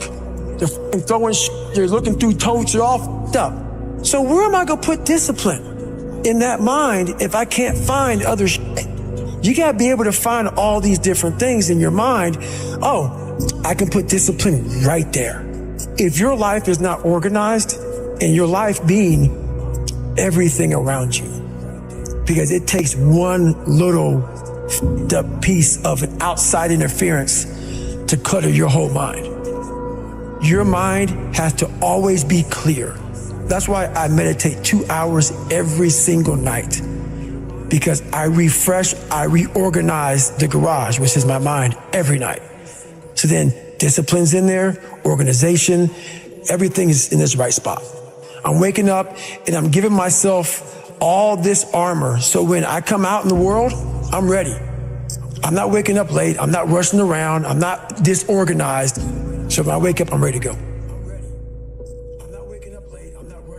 Why is the truth so important? You have to have the truth to have a starting point. And your true self is found in that very uncomfortable zone. We all look for toughness. We all want it. But we look for it in a comfortable environment. You will not find toughness in a comfortable environment. Those of you who are listening to this, you will not find it. The only way you find it is to drown yourself in a position where you're just out of sorts, where you can't swim and you're drowning, where you're drowning. When you say, you know what, ma'am? Dad. Once you come face to face with who you are, you have a starting point. It's in our head saying, you know what, man? Dude, you're not doing shit. You're wasting a bunch of percentage here. In this other 80% is suffering, pain, failure, self-doubt, darkness, and then a whole bunch of light. But to get to this light, you gotta go through all of this shit. If you're not succeeding, you're not achieving, it's because you're afraid of going to that dark place to find yourself. You're setting goals you know you can reach. And when you do that, that fear, that insecurity, that doubt, that's where you grow. You must always set goals that you think you cannot achieve. And then there you get better. When that alarm clock goes off at 4 or 5 in the morning, your mind says no. You just say, this is what we do. It's what we do now. Because to get to where you want to go, the amount of pain involved, the amount of mental pain, of how many times you're going to have to do something that you don't want to do to get to where you want to go. Every day, you must ask yourself, did I do enough? And then once you do this over and over and over again, it becomes like breathing. I don't want to live this lifestyle, but to get to the other side of this, I have to. So if you really want it, you realize what trying is and what trying is not. I have to. So if you really want it, you realize what trying is and what trying is not. Your brain is the most powerful weapon in the world. Your brain is the most powerful. Once you put away your phones and your computers and all that shit we have nowadays, your brain is the only thing you have when you're going through depression, when you're going through hard times, when you're going through death, real life shit. You can't Google that shit, man. You're alone. You're alone. You may have a shrink you're going to, you may have a best friend you're going to, but there's 24 hours in the day where you're alone in this brain, and your brain is talking to you in all kind of ways, and it wants to control you and pull you in these different pockets. If you can't control your own brain and your brain controls you, you're fucked. You got to tell your brain where you want to go and how you want to go and how you want to get there. You got to control it. If not, it's over. It's over. All I knew back then was hard work. You got to work hard. You got to work hard. I can't get this paragraph. I can't remember what the fuck's in this paragraph to pass this test to get in the military. Read it again. Still not getting it. Read it again. But if not getting it, write it out. And that's how I started learning. I realized if I keep going back and going back and going back until the shit just becomes, your mind will say, fuck, okay, we're going to figure it out. It'll find a way. Because he is not going to stop. It's not like, I'm going to try one more time. No, alarm clock goes off, boop, we're going back. I can't read right, we're going back. I gave myself no way out, and my mind realized that. They said, okay, we're going to adapt and overcome now. That was my mindset. And that's how you get through things. You put yourself, you immerse yourself wherever it is, and you become that. I became hell. And that became my new norm. I gave myself no way out. There was nothing outside these walls of hell. Nothing. And that became my new norm. I gave myself no way out. There was nothing outside these walls of hell. Nothing. I watched this segment on TV about these guys going through Navy SEAL training. And I couldn't even, I wasn't a great swimmer. I was afraid of the water, all this crap, man. I saw these guys just quitting. But at the very end, it says 22 guys. This commanding officer's up there and he gives this great speech. So I started visualizing me being the 23rd guy, sitting there with these guys. I said, man, if I could feel that, that would change my life. And what was that feeling you wanted so bad? Respect? Accomplishment? No. Victory. I wanted to win. Not like beat somebody else. It wasn't about that. I just wanted to go the distance. Everything in my life, when something got hard, I quit. It wasn't about that. I had to work harder than you. So I quit. Like, man, if I could just go that distance, that extra mile, to just go, just to finish. I want to finish. I want to feel victory. And victory for me wasn't winning. It was just finishing. So I said, you know what? If I could feel like these guys feel, it would change my life. And literally, I started feeling victory just by putting myself in the battle. I started realizing, man, just by going to war with myself every day, and putting these challenges and these goals and these obstacles, these insurmountable obstacles, now we can move from there. If you look at it as, man, I'm broken and I'm still here. And I'm fighting. And I'm going to find a way to get through this because I have no other place to go. It gives you a lot of power. And no one really finds themselves without going through trials, tribulations, suffering, accountability. And accountability is suffering. Being accountable every fucking day for doing right for yourself, for the people next to you, it's miserable. The more I do this, the more I gain confidence. And then the more I gain confidence, the more I realize, fuck these Navy SEALs, man. These guys can't do what I'm doing right now. I had no coach, had no trainer, had no money. I didn't know how to lose weight. I had no knowledge of what I was doing. I was just working. I was just sacrificing. But I would have never found these tools if I didn't put myself in a very uncomfortable place. And your true self is found in that very uncomfortable zone. That's where he came from. He came from all these up obstacles, and now he's there. So everybody goes, how do you do that? You know exactly how to do that.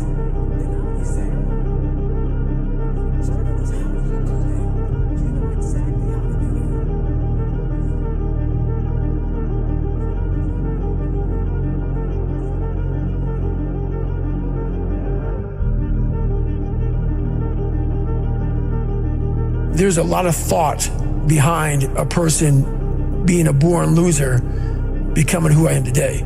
You don't just wake up and just rocky the shit. You gotta wake up and think about, there's a process to getting better. And that process is never finished. Like a lot of times, if your back is hurting, it may not be your back. It may be something else in your body that's making your back hurt. For me, I'm like, man, why can't I get past this hurdle?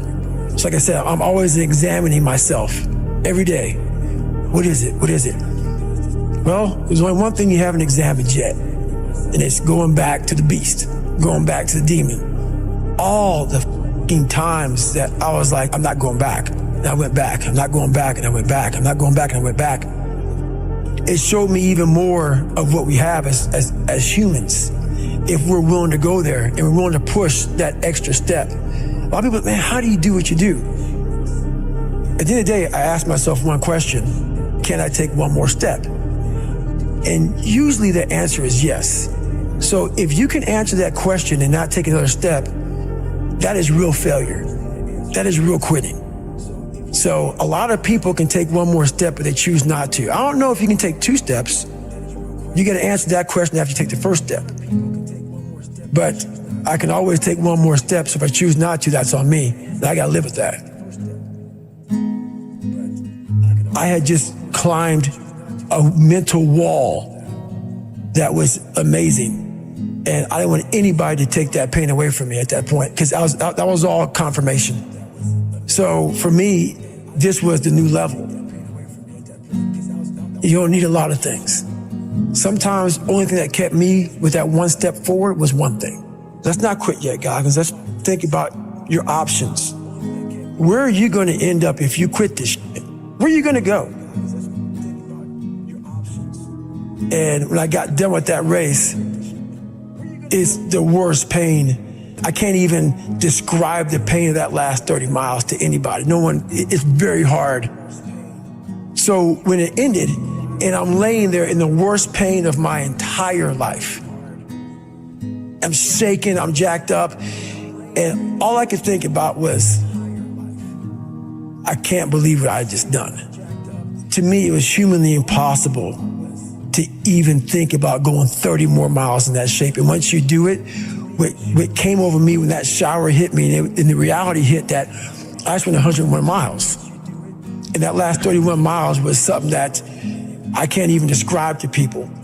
And what's amazing about the human mind is that it becomes your new norm. Like, to think that I can run 200 miles, 240 miles, and that becomes like running 50. I never thought that was possible. This is why I'm always pushing that limit, because I know that within pushing these limits, there's always more. Did that set the tone or the rhythm for what you wanted to try and achieve and feel again? Each time you're pushing further? I never wanted to feel it again. I never wanted to feel it again. But what it did was it showed me what is possible. And that's what set the new stage for me. That's when I realized, oh man, I've really been underachieving my entire life. But it taught me what is possible. It taught me like, okay, I got it, check. I'm about action, and action means less talking and more doing. So that's where I've been. It only takes 1 second for you to lose the whole thing. So the 1 second decision is just that. You're in a situation where life is sucking. Let's say you're in extreme cold water and your life is flashing before your eyes. Every time that wave goes over your head, your thought process is, I gotta get the fuck out of this water. And you're in Hell Week. And you're hour 1 of 130 fucking hours. It's cold, I can't be cold this long. And then this is where that 1 second decision comes in. You forgot every reason why you wanted to be there. You don't care about SEALs. You don't care about any of this. You don't care about fighting for your country. All you want to do is go back home. You want the warmth. You may want something to eat. All those things of comfort are there in that 1 second. And this is where people lose. So what I do in that 1 second, because we all think about quitting, it's hard. But what you have to do in that 1 second is hard to process information during pain. Because that pain takes over and you can't think rationally. You're thinking about fight or flight, save yourself. That's not a rational thought. It's not a thought that's going to get you through hard times. Most people fail that 1 second. So what happens, what I do, I start thinking logically. I calm my brain down because your brain just wants to get the fuck out. It's about gaining control of your mind, putting things back in the proper perspective, and then saying, I really do want to be here, and I'm going to have a bunch of these 1 seconds, and I have to learn to control these, because if I fail one of these 1 seconds, I will not be a SEAL. I will not be a doctor. I will not be a lawyer. I will not be whatever the fuck it is. So that's how important that 1 second decision is. It's all about your mind takes control of you. You have to say, fuck you, I run this motherfucker. There's no other way to make it out here. I mean, you can't just always be, head down in the sand. You got to learn to pick yourself up on your own. A lot of times these fights and these battles, you got to be your own coach. You got to be your own motivator.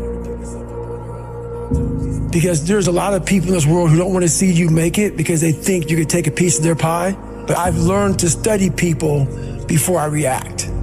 Because there's no successful person in the world who's in a good headspace that's going to ever attack anyone in that kind of manner. There's always going to be something wrong with them. So you got to always dive a little deeper before you get your feelings hurt. Take time. Take that 1 second to pull back and study them. Because most people who are in good places, they don't care about what you're doing. They don't care about what you're doing. They don't try to destroy you. They actually will try to build you up versus destroy who you are as a person. So that's where I'm at now in life, is most people who do that, they're in a very dark, dark place. As you get bigger, as you get more successful, you open the door for people to critique every fucking thing you do. And most of the people who are critiquing you usually aren't where you are. And all their critiquing comes from people who are really at a low level of life, which is sad. But what we do, people who are on the upper level, hearing the haters at the lower level, like I said, you'll never meet a hater doing better than you. True statement. So I started making these mixtapes with all of these hate messages about people talking shit. And it became such a source of fuel that it was amazing, because I know why you hate me. You hate me because you're probably in the bed right now. You're probably an underachiever. You're probably somebody who doesn't want to do anything with your life. So I make you question everything about yourself. So I'm going to continue making you question yourself by coming out here and being even more successful. So what happens is, there's days where I'm like, you know what? I really don't want to do this today. And I'm like, oh, hang on. So I listen to that while I run. I sometimes play it in the house. It's half comical, it's half inspiring. I'm actually inspired by it. Because I know I'm gonna get hit in the mouth. There's an art to getting hit in the mouth. And that is why these things are important. You have to wake up and you have to give yourself belief. You have to give yourself confidence. So it starts with that run. Belief is like, there's an after school special belief where the mom says, believe in yourself, and that's all great. But there's also a built belief. How I build belief is through the daunting tasks I put myself through. So that's proof positive that I can. You don't become confident by shouting affirmations in the mirror, but by having a stack of undeniable proof that you are who you say you are. Outwork your self-doubt. Yes, because a lot of people, they say when you wake up in the morning, pound your chest, look at yourself in the mirror and do all this fucking bullshit. I hope it works. What works for me is that everyday resume.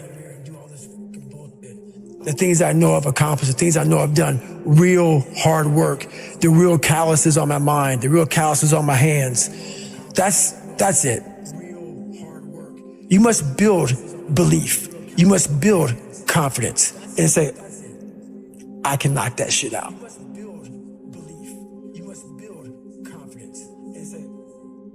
Instead of the path of least resistance, I started choosing the path of most resistance to prepare myself for the journey that was coming my way. And you realize through hard work, you can outwork anybody. No matter how badass they are. It starts with yourself, man. You gotta start diving into those things that you are afraid of. You don't gain confidence by going to the spot that makes you feel good. It could be a false reality. And the second life gives you that challenge, all you wanna do is go back to what gave you confidence, is that happy spot. No, what gave me confidence was spending years at a kitchen table trying to learn how to read and write on my own, realizing I can't learn the way you learn. I can't, but I can learn. What gives you confidence, not being afraid, is overcoming the fear. That's what gives me confidence, is facing these things, overcoming them. And maybe not overcoming them every day, but facing them and facing them and facing them. Pretty soon like this, you know what, man, this is where it's at. It's not in that comfort zone.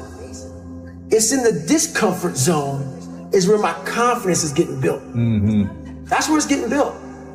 It's in the discomfort zone. Happiness, peace, enlightenment, it's all up here, man. It's all up here. It's all up here. You just gotta be willing to go and face it. And that's the hard part. It's all up here. It's all up here. The physical standard is not what they need to meet. It's a mental standard you must meet in life. The physical standard is not what they need to meet. That's how I live my life. I now know that there is no cap on the human mind. There's no cap. We cap it ourselves. When most people quit, I had just started. Wow. And when you take that mindset and you learn to flip that around, that's what made me powerful. And my body followed. And so I said, I want to do this. I'm going to give myself a challenge every single day until the fear goes away. That's right.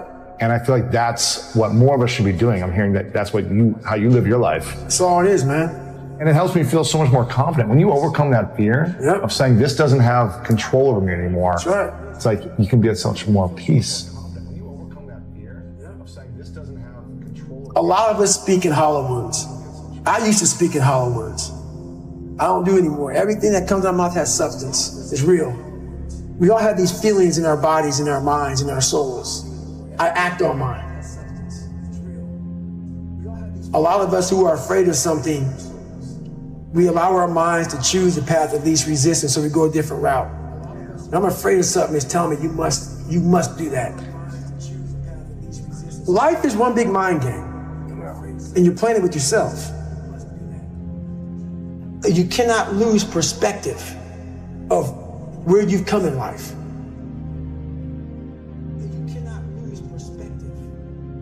I'm trying to give people a different thought process of life, where failure, hell, disappointment, discomfort is a great learning tool. And many people don't understand that, but it's these few moments in life that you have. Like for me, I always talk about it. Rocky 1, round 14. That 1 2-minute and 13-second clip of Rocky getting up when Apollo knocked him down. That one clip, when I was going through a very bad time in my life, I saw what I wanted to be. And it wasn't a guy that won. It wasn't a guy that won everything he did. It was a guy that kept getting up after being knocked down. So I realized if that 2 minutes and 13 seconds changed my life, that's all it was. I saw something that I needed to be in the world I was living in. Maybe my story will give someone the 2 minutes and 13 seconds they need to change their life. Everybody's got a story. We don't share it on social media. We share our nice life on social media. We all have a dungeon. I'm just willing to talk about mine. Mental toughness isn't something that you sample. It's something that you live in every day. Whenever hardness comes, and you don't know what it is, it may be different for you than it is for me, but you go back to your insecurities. And then when you go back to your insecurities, you then look for comfort within those insecurities. And we all look for that cookie that your mom used to give you when you were sad, when you were sick. We look for our wife or our husband. We look for comfort. It's in those moments you must retrain your mind to think differently in hell. The mental standard is you must know how far you've come.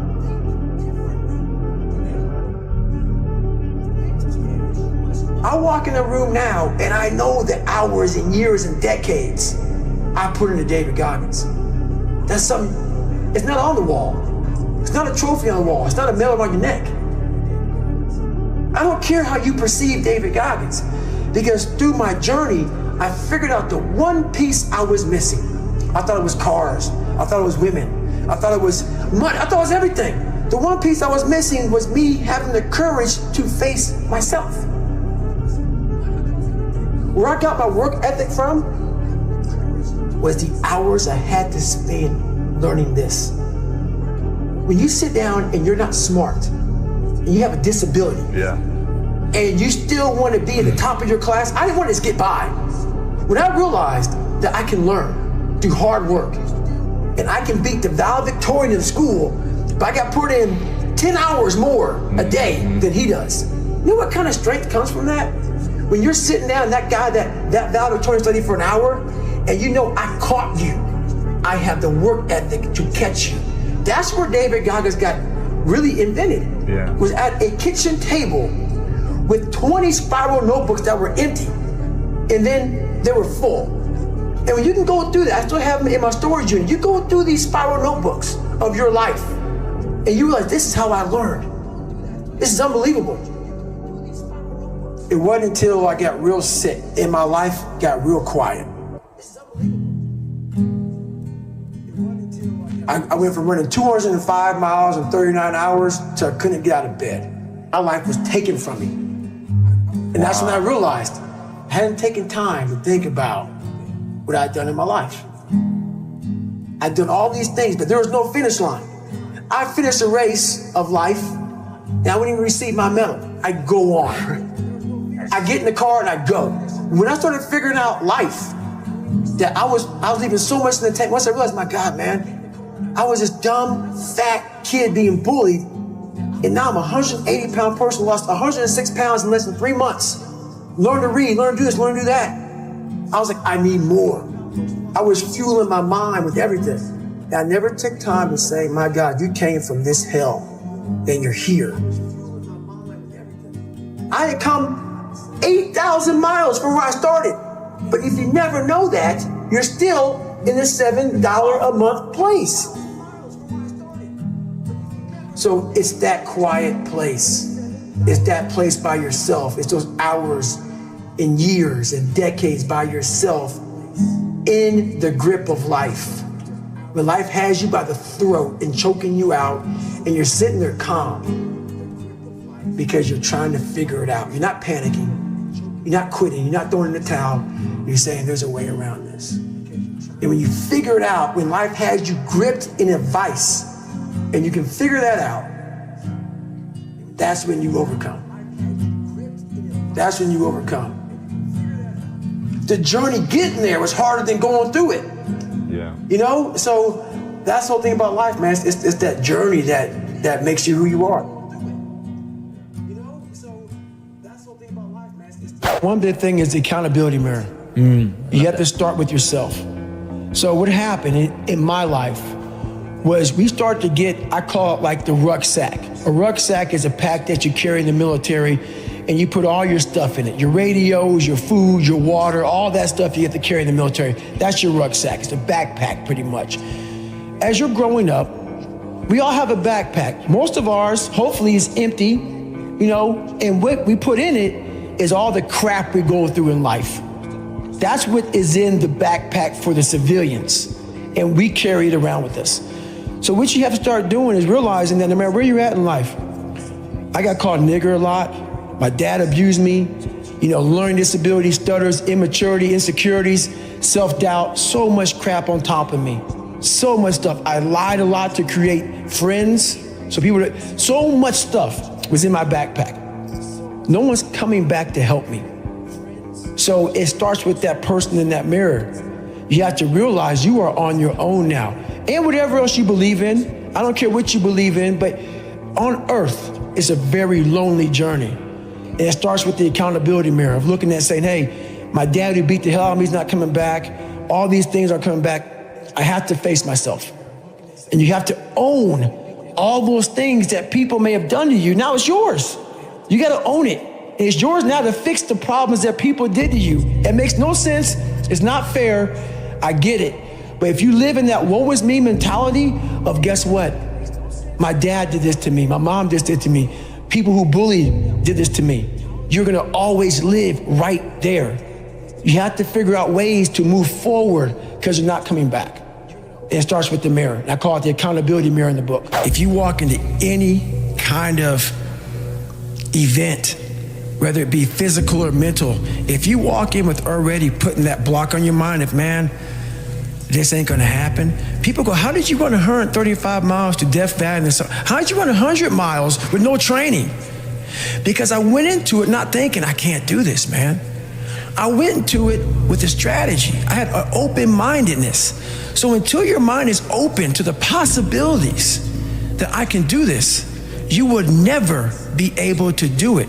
Once the mind starts to believe it can be achieved, it then, only then, does it start to break down tactically how we can do this. Until then, you're gonna always lose. There's energy all around us, but we think that we have to have it. It has to come externally a lot of times. We gotta have like a TV in front of us, watch somebody, listen to a podcast, listen to a great music. A lot of times in life it's quiet. And those are the times when you want to run and hide. You gotta be able to find energy. You gotta make up games, make up tricks, make up whatever you can to get to the next evolution of life. So taking souls is just another way. It's not about hurting the person you're against. It's about finding a tactical advantage in every situation you physically can to get to the next. You're trying to inch further to the goal line. And you don't want to go. And what is that goal line? The goal line is whatever it is for you. For me, I want to get through Hell Week. I want to get through Hell Week with my head up high, being strong.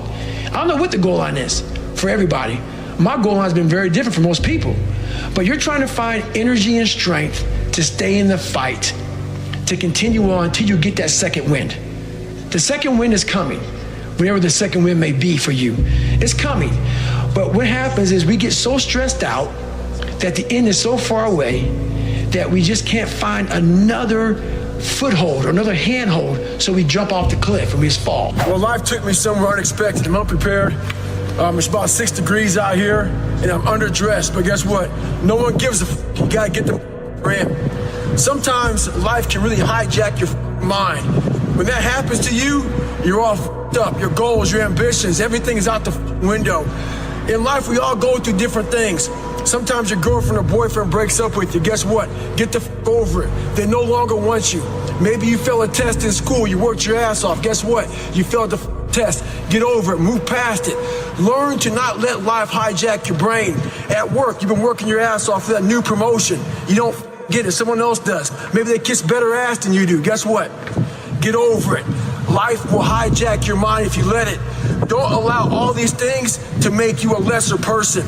You must own your mind. Don't let life own yours. Once you transform yourself, and even though I'm not running from myself, I'm constantly facing myself. I'm constantly battling myself. I'm not running from them anymore. I used to, but now I'm constantly battling them.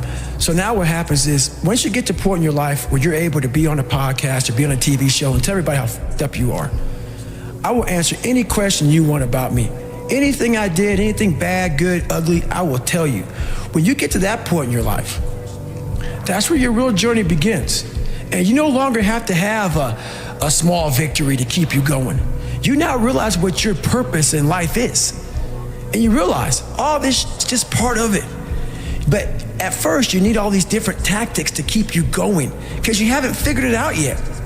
Once you figure out that you're in a race amongst billions of people that live in this world, you're in a race by yourself. You have a purpose, and it's your purpose, not everybody else's purpose. It is your purpose and only your purpose, and it's your race. So then you're like, hey man, I'm doing my thing. I'm doing it to the best of my ability. What's next?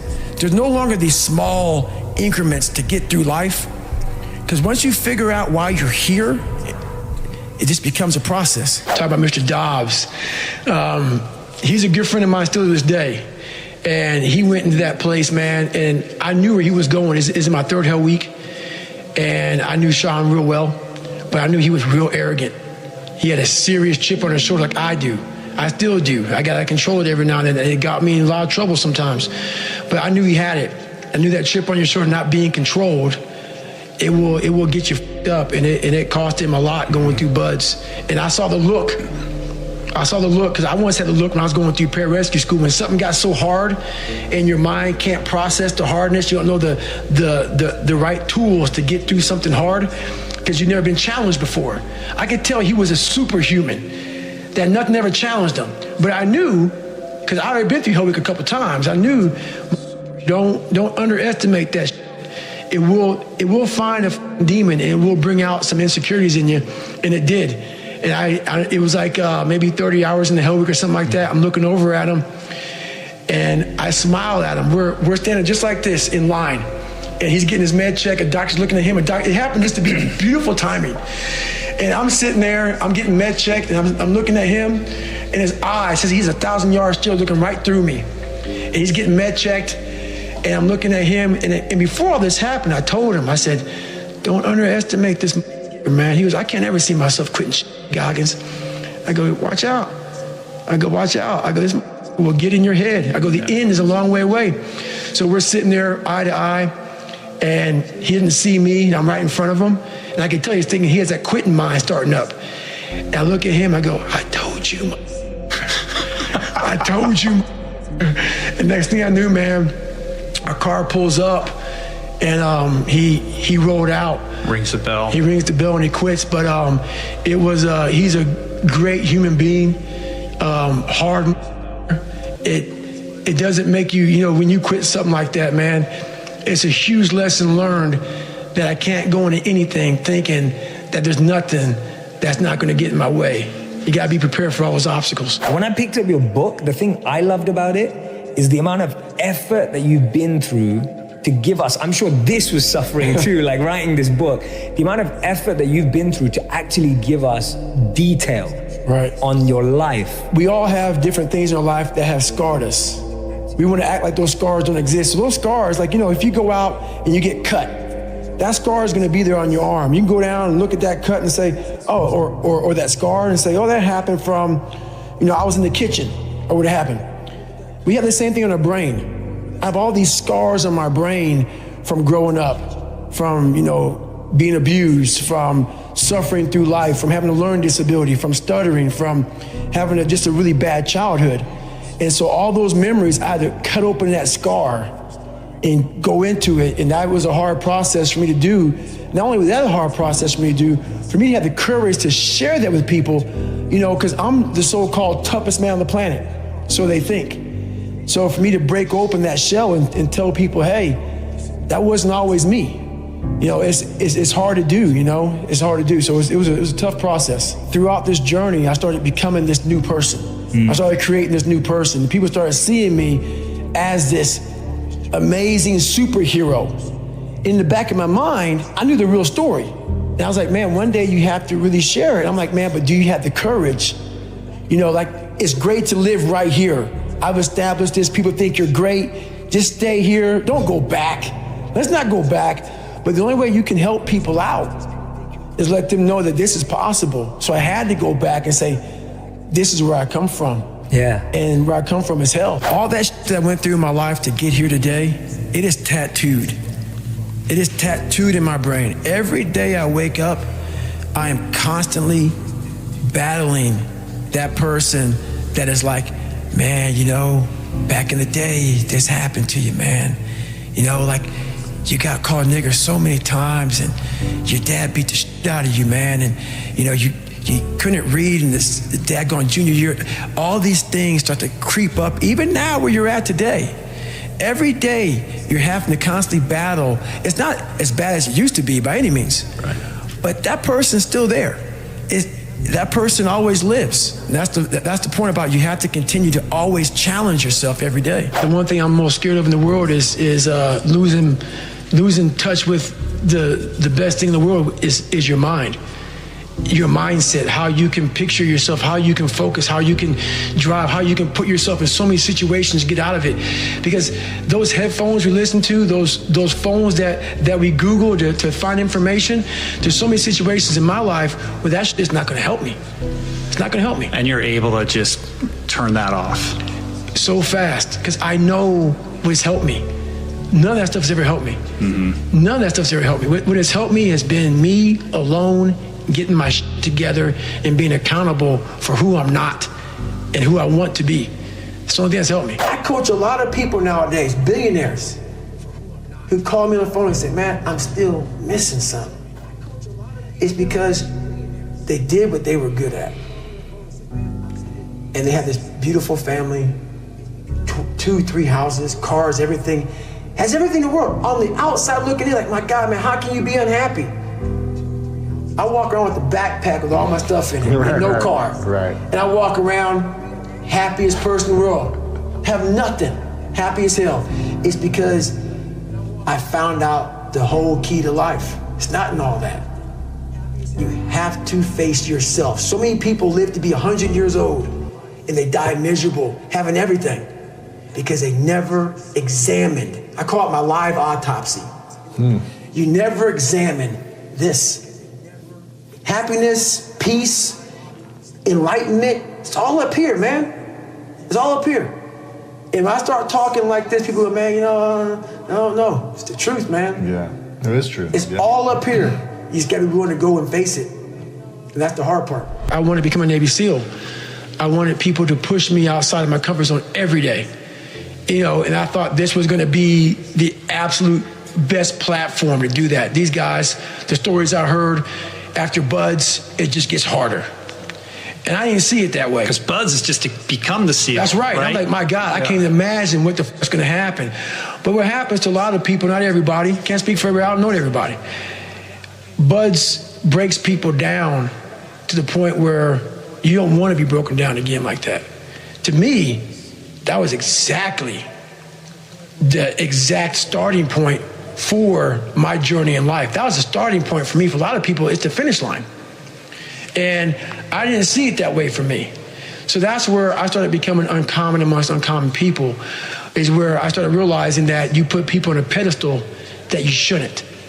That you got to get in there yourself and examine people. See what's really about yourself. So once I got in there and realized, hey, these are just normal people. Yeah, they're a lot better than some. They're able to get through. I know a lot of people who can get through Navy SEAL training. But, there's a lot of mystique behind all that stuff. And as you start to go through and you start to break it open a little bit, a lot of hard guys, but, I wanted more.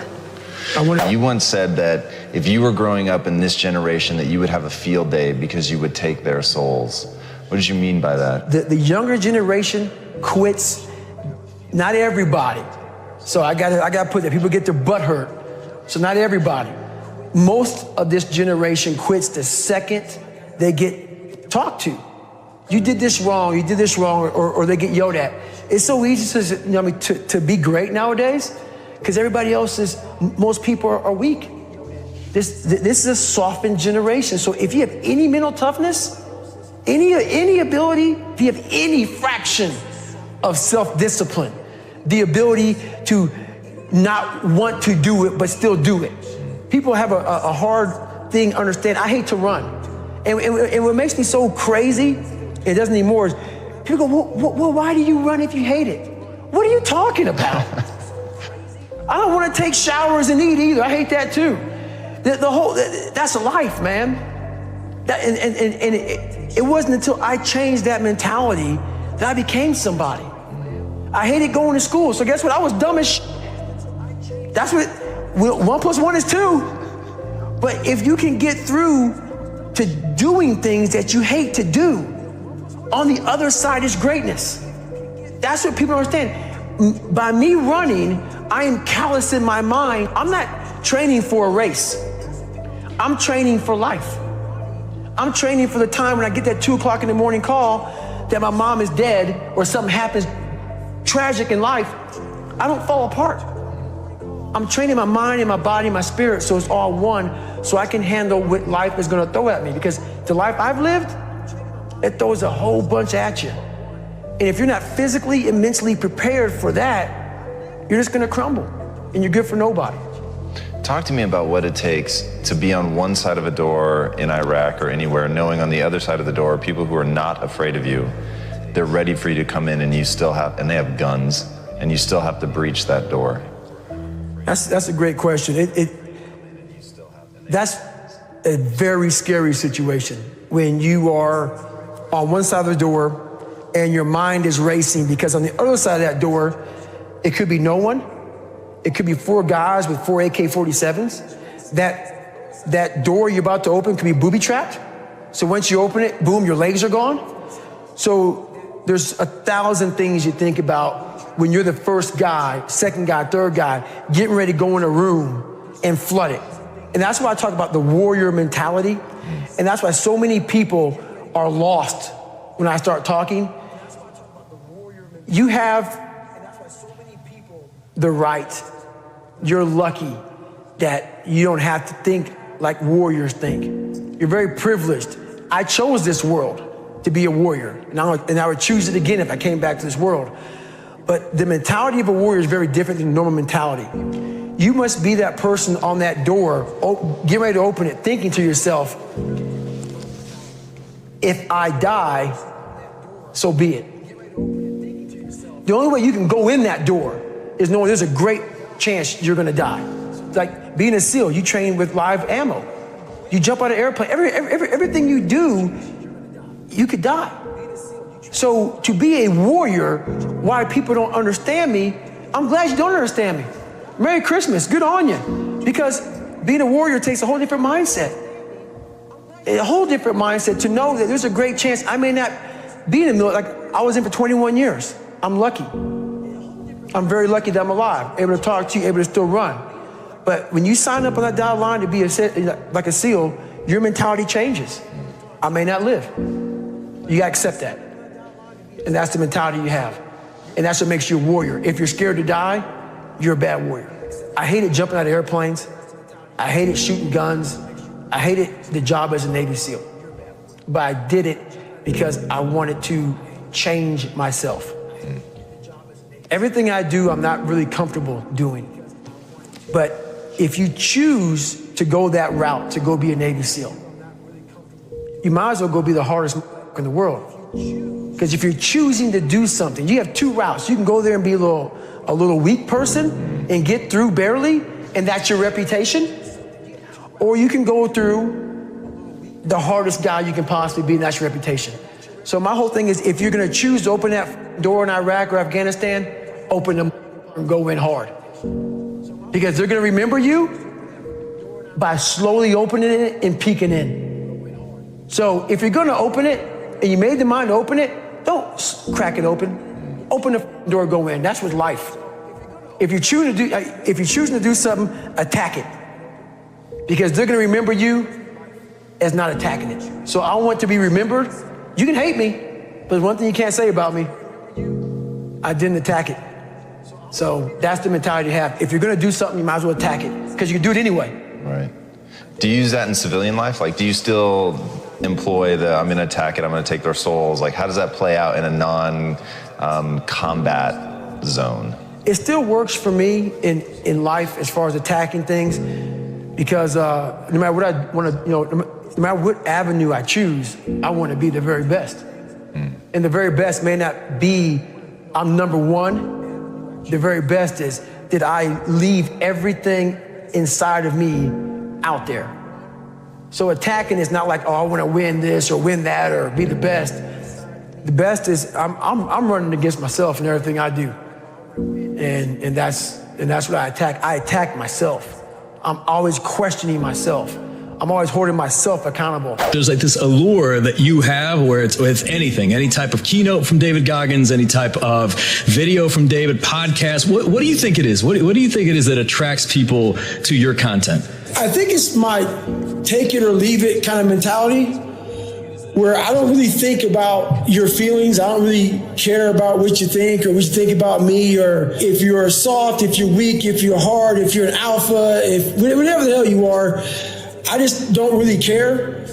And I'm going to say what I believe is going to get you better. It may make you pissed off at me in the interim, but in the long term, if you really think about what I'm saying things to you that I had to listen to and, tell myself. And it's just, sometimes hard truth sucks. The problem that most of us have is we think that we're all alone. We think that we're the only ones going through all this stuff. I thought it.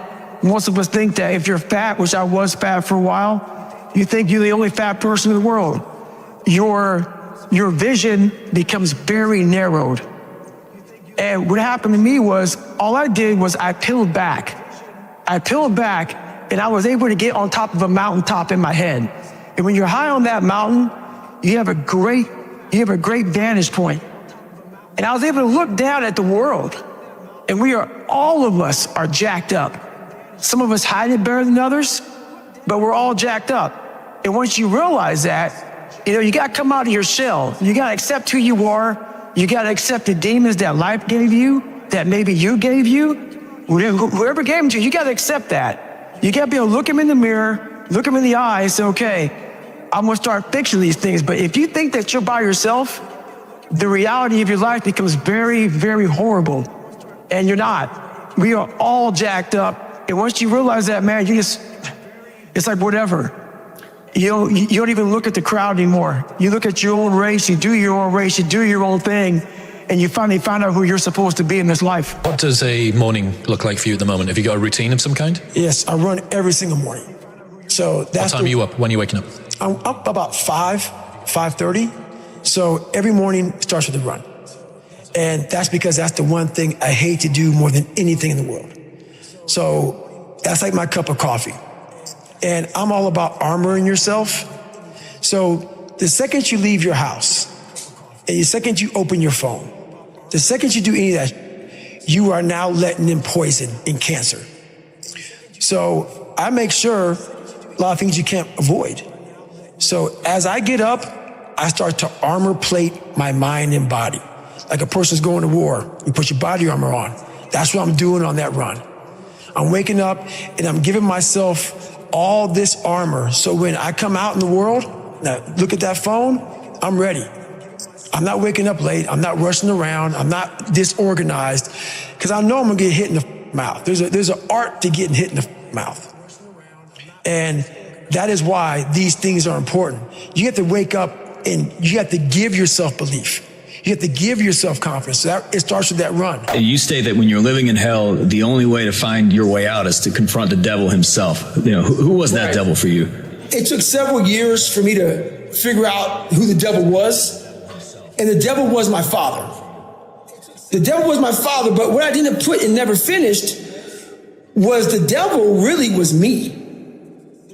So what happened was I put all this blame, and trust me, my father and a lot of people had to do with my upbringing on how it was. But like I put in that book, no one's going to come back and say, hey, man, I apologize. Maybe someone does. Very few people will. So at the end of the day, when all things are said and done with, while my dad was the devil, and I believed that for a long time, I had to confront him. And when I confronted the devil, so what I thought was the devil, I realized that I was the true devil. I was the one holding me back. I was the one looking for the scapegoat. And I was the one looking for all these ways to say, it's okay, David. You're a loser. You're a born loser, so it's okay. And I was hoping my dad was going to give me that confirmation. And he was a loser himself. But at the end of the day, when I left there, I realized, well, man, it's on me. My dad's f***ed up. My mom's f***ed up. The people around me are f***ed up. They're not going to save you. You got to save yourself, my friend. So that's when all that reality hit me when I went to Buffalo to see my dad on that drive home. I was like, man, this rest of your life is going to suck. It is going to suck, not because you're going to be a loser, but because you're going to finally start to win. And winning is not easy, my friend. The 1 second decision is I had to live through that 1 second decision several times during this race. So this race took me 100 and some hours, okay? And this is what people don't get. For you to finish that race, even though I DNF'd, I still finished in the time. So there's a lot of pride in that. So what I do in that 1 second, because we all think about quitting, it's hard. But what you have to do in that 1 second is hard to process information during pain. Because that pain takes over and you can't think rationally. You're thinking about fight or flight, save yourself. That's not a rational thought. It's not a thought that's going to get you through hard times. Most people fail that 1 second. So what happens, what I do in that 1 second, and there's a bigger process to all this, but in that 1 second, I physically stayed in that water. Because if I get out of the water, I quit. So I physically stay in the water, but mentally, I'm on the beach with the instructors. And the instructors, it's cold outside, so they got these parkas on, they got their cup of Joe, and they're warm because they've already been through it. So now it's your turn to go through it. So mentally, I get back with them. I'm still in the water physically, but mentally, I'm back with them. I'm chilling. I got my parka on, and now I'm thinking logically because I'm warm now. Mentally, I'm warm. I've taken that 1 second. Let's not quit yet, Goggins. Let's think about your options. Where are you going to end up if you quit this? Where are you going to go? What are you going to say to yourself? Because you know you're going to get warm. The second you get out of this water, you can take a shower and you could be warm. And in 5 days, you could be out. So I start thinking logically. I calm my brain down because your brain just wants to get the f- out. Ring the bell, put your helmet down, get warm, and then you're really And these are the things you have to think about in the 1 second decision. So that's what that's all about. It's about gaining control of your mind, putting things back in the proper perspective, and then saying, I really do want to be here, and I'm going to have a bunch of these 1 seconds through this 130-hour journey. And I have to learn to control these, because if I fail one of these 1 seconds, I will not be a SEAL. I will not be a doctor. I will not be a lawyer. I will not be whatever the fuck it is. So that's how important that 1 second decision is. It's all about your mind takes control of you. You have to say, you, I run this. And that's what that's all about. You talk about the importance of having the right people in the foxhole with you. How do you know who the right people are? You know what? That was something that took me a lot of years to figure out. You know you're the right people in your foxhole when you're waking up at 3 o'clock in the morning, you're going to bed at midnight, and you're waking up at 3 and no one says, is this smart to do?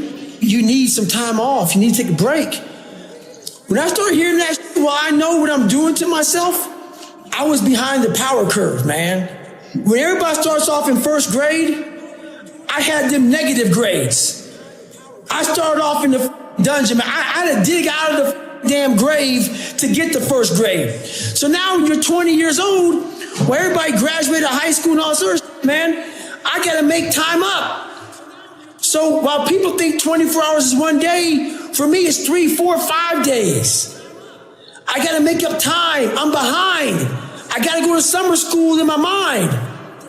When a who's with me realizes this has got to go to summer school in his mind, he's got to make up time. He needs 22 hours of the 24. And they just get it. He's trying to go somewhere.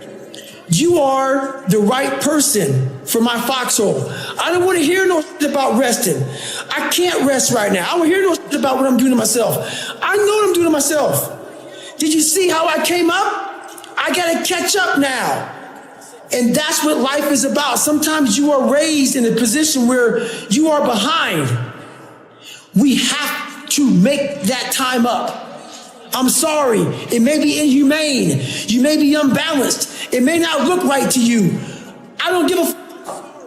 It's the situation that life put me in. And I need people to say, when I don't want to get up at 3 in the morning, I need a my life that sees me go to bed at 12 and wakes me up at 3. Saying you need to get this done. That's the foxhole. I don't need critiquing. I need pushing. I need pulling. I need anger. I need passion. I need drive. I need them. man, those bad days. I don't need somebody in my ear saying, man, because then that's all a person needs is that. Support can go a lot of ways, man. It can go a lot of ways. I was 300 pounds twice in my life. So every day I have my shoes laid out because I hate running. People don't believe it.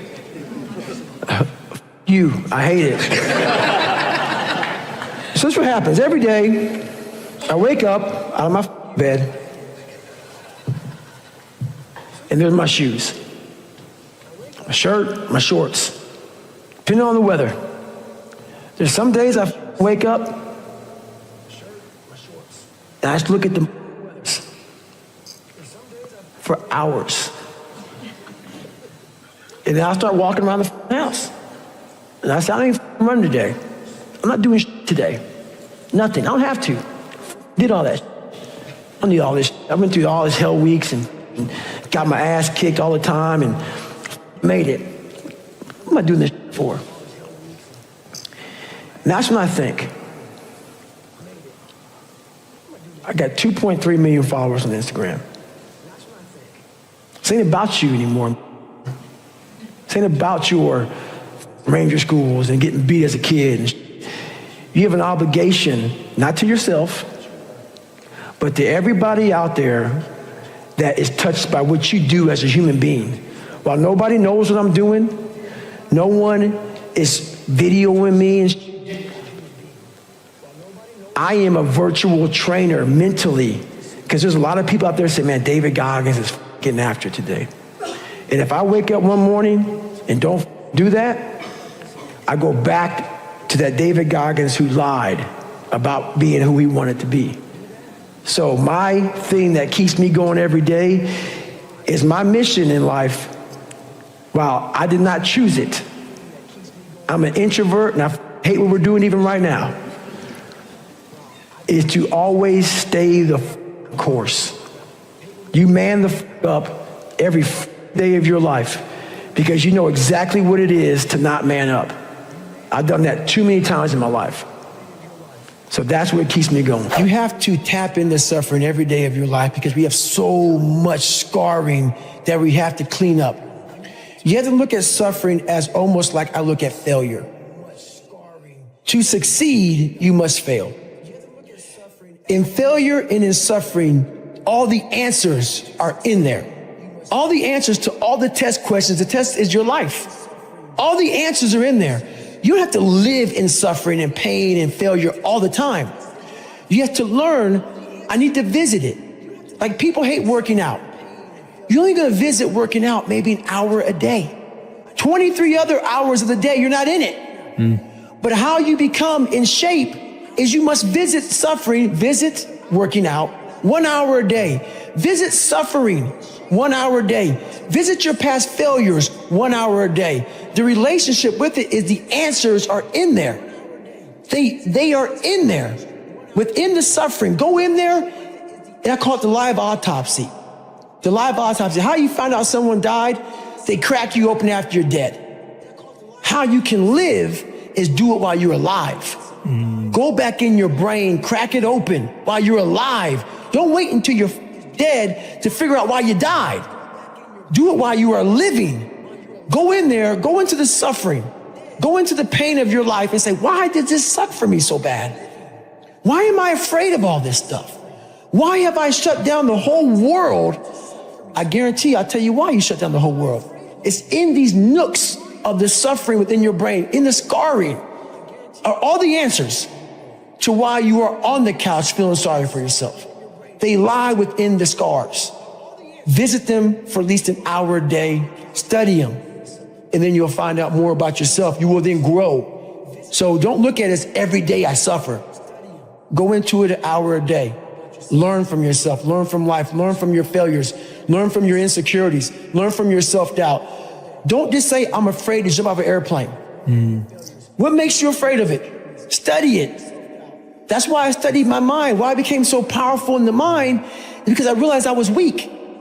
So instead of running away from the mind, I dove into it and said, what is making me weak? What's your daily meditation or mantra or repetition to yourself? Every day I tell myself, I used to believe I was the weakest man that God ever created. So now I believe that I'm the hardest human being that God ever made. I don't care if it's true or not. It's the most important conversation to me. It's the thing that drives me every day. It's the one thing that keeps me going every day, is that you must constantly be that man that you want to be. I saw these Navy SEALs before I became one. My God, they're better than me. Yeah. They're better than me. I gave up 100 sets. And I had to work up to realize these are human beings. Yeah. With the same shit I have. Yeah, there's some people who run faster, swim better, but mentality is mentality. Yeah. There's no, you're not gonna outwork me, so I'm gonna catch up somewhere. Yep. So that being said, I used all that 300-pound man, that fat guy, that dumb guy. And people say, why you say dumb?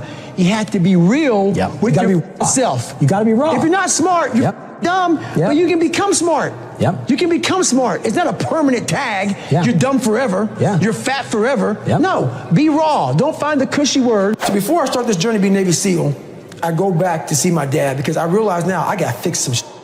I'm blaming everything. I gotta go back. You know how a lot of times you're like, if you're a runner, your right knee may hurt, but it's not your right knee that hurts, it's really your left hip. Yes. But we're concentrating on the right knee. I'm concentrating on all my shit. But I need to go back to the root of the problem, which is my dad. I gotta face the demon. I gotta go back and see what made him so f***ed up to make me so f***ed up. Why am I f***ed up? So I go back and I go back in as an older man now. I'm in my 20s. I'm not a kid anymore. And I want to see this man and face him as a grown man, but still as a kid in my head. I was still a kid, but I was a grown man as my age.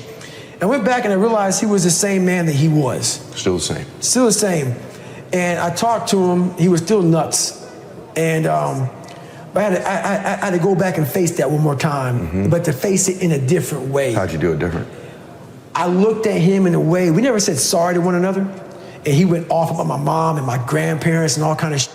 But I looked at him in a way that I realized now why you f***ed us up. I had to almost be him to realize it's okay, brother. It's okay, because I realized that somewhere in your life, something f***ed you up. And you didn't deal with it. And so you put that shit on me, my mom, and everybody around you. I'm gonna deal with my shit. So even though you gave me all this shit, you gave me a satchel of shit that I didn't deserve, and now I'm all f***ed up, and people think I'm a liar and I'm all f***ed up. You gave me this. You created this nightmare of Goggins. I'm gonna fix it though. And that's why I talk about the warrior mentality. And that's why so many people are lost when I start talking. You have the right. You're lucky that you don't have to think like warriors think. You're very privileged. I chose this world to be a warrior. And I would choose it again if I came back to this world. But the mentality of a warrior is very different than normal mentality. You must be that person on that door, get ready to open it, thinking to yourself, if I die, so be it. The only way you can go in that door is knowing there's a great chance you're gonna die. It's like being a SEAL, you train with live ammo. You jump out of an airplane, everything you do, you could die. So to be a warrior, why people don't understand me, I'm glad you don't understand me. Merry Christmas, good on you. Because being a warrior takes a whole different mindset. A whole different mindset to know that there's a great chance I may not be in the military. Like I was in for 21 years. I'm lucky. I'm very lucky that I'm alive, able to talk to you, able to still run. But when you sign up on that dotted line to be like a SEAL, your mentality changes. I may not live. You gotta accept that. And that's the mentality you have. Whenever times got hard, my mind said, you're not good enough. Right. Let's go. Right. So my mind wasn't, my eyes, my mind weren't connecting. Right. So how do you combat that? So how you combat that is this. I call it the cookie jar. Okay. You have to remind yourself, we all have a story. All of us have gone through very hard times. But when we're in a hard time, our mind has a way of forgetting what all we've overcome. I have a way of taking 1 second when I want to quit and saying, okay, you endured this, So I look at my life and how I came up as the ultimate training ground versus most people look at it as why? Woe is me. God, why? Right, exactly. Why? Right. I had to flip this upside down and say, hang on a second. God was training me to be one of the baddest men on the planet Earth. Absolutely right. That's how this was my journey. When I was younger, life in society made this big world with all these endless possibilities. Yep. Endless possibilities. My life made my possibilities this big. Yep. Because it made me afraid of all these different things. Yeah. So all this stuff trapped my mind, it shackled my brain, it made me a prisoner within my own self, saying, this is all I can do. Because why? I'm afraid of this, I'm insecure over here, I got self-doubt over here, that behind me, good Lord, who knows what's behind me? I'm not gonna look behind me. So your life is this big. Versus it being like, I can do all this shit out here if I start to break down these these different walls and barriers. And that's what I started realizing. I could become a Navy SEAL. I could become this, but I was afraid of the water. Think about this. I know. Why the f are you gonna go be a Navy SEAL when all you do is play in the water? Yeah. And we don't play, we're in it and we're living in it. You're tying the knots, ocean. you're swimming for That's miles. right, the ocean is unforgiving. Yep. Yeah. So my mind is, I'm gonna go be a Navy SEAL. Yeah. If I didn't face that fear, no one would ever know me. I was number 3 behind Michelle Obama for a long time until my book sold out. Yeah. And I was a guy just 21 years ago who was 300 pounds, could barely read and write, and now I have a book just 2 spots behind Michelle Obama. Yeah. Hopefully we get it above today. Right. Just because I was afraid. Yeah. But you overcome those fears, guess what happens? The whole world, you unlock this door and everything opens back up again. Whenever life would start getting good for me, God would throw a nice anchor and stop me right there. So I'm going through pararescue training and there's this evolution called water confidence. And water confidence is pretty much what gets people kicked out of special forces, special operations is the water. And they try to drown you, pretty much. This was not in the warning order, so I didn't know anything about water confidence. Long story short, what it is they put 16-pound weight belts on you, whatever they can do to make you uncomfortable in the water. So for 6 weeks of a 10-week program, I became very uncomfortable. We got down to about 25, 30 guys left. I was one of them. And getting near graduation of this program, I'm thinking, my God, I'm about to get through this. Barely, though. Water confidence is killing me. Right. They took me to medical. They drew my blood and realized I have sickle cell. Yeah. So sickle cell is a blood disease that some African Americans have, which is not good. No. So they took me out training for a week. And when you go from being uncomfortable, that's your lifestyle, you get used to being uncomfortable. Right. When you go back to being comfortable, your mind says, I don't want to go back to being uncomfortable again. That's right. So I was like, I don't want to go back to the water. So my whole mindset was, I want to get out of this training. So I was hoping that they were going to medically disqualify me from pararescue program. That didn't happen. A week later, the doc called me in the office and said, hey, guess what, man? We're going to put you back in the training. I was like, okay, well, I missed a week. I got about 2.5 weeks left. I can do this. I went back to the CEO, the commanding officer. He said, hey, guess what? We're going to start you back from day 1.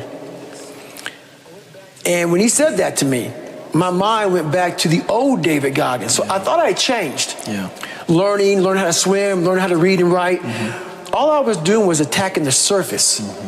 I wasn't getting down into the dungeon of what was really bothering me. So whenever tough times would happen, any tough time that would, really tough time that would happen, I would go back to the sewer of my mind. So this happened, I went back to lying. I said, hey, you know what, CEO? This guy, the doc didn't know about sickle cell. He didn't give me a good reason why. He's talking about sudden death, heart attack, stroke. I'm not comfortable. So he gave me a medical from pararescue. So he allowed me to leave. But I really quit. I didn't want to go back in the water again. Right. And that's when I went from weighing 175 pounds to 297 in about 3.5 years. Wow. So I did a job called TAC-P, controlling fast movers behind enemy lines. But that job wasn't a job that I wanted. And the spiral of depression, of trying to find things that I was comfortable doing. And whenever you find things that you're comfortable doing, you're going away from the journey of life. And I was going so far away from my journey that my weight showed my whole mindset. And I was going So I get a lot of emails about how do I stay motivated, hungry, driven. Well, let me tell you something. Most days in life when I wake up, I'm not motivated, hungry, or driven. I have a commitment to myself, the best version of myself. What most of us are looking for is a special feeling of, oh, I feel great this morning. I'm gonna get out of bed and get a quick 5 miles in or go to the gym. If you're looking for that feeling, let me tell you one thing, it ain't gonna come. You have to learn to do when you don't want to do. Learn to bring that savage mentality out of yourself. The animalistic mother. You think a savage gives a fuck about how he feels or how she feels? They just do it. Learn to be your best self when you're least motivated. Stop looking for a feeling to control what goes on in your life. You have an obstacle to overcome, so overcome them regardless of what's going on. Let me ask you something. What does it mean to you to be referred to as the toughest guy in the world and to be called the gold standard and extraordinary and superhuman and all of these different descriptions of you that make it sound like you're a one-off, that it's almost unattainable, what you've done with your life? What does that mean to you in terms of your message? I mean, I guess the whole hardest man in the world thing, that, you can call it what you want, but that title came from where I came from. And, it's like, I had limited horizons.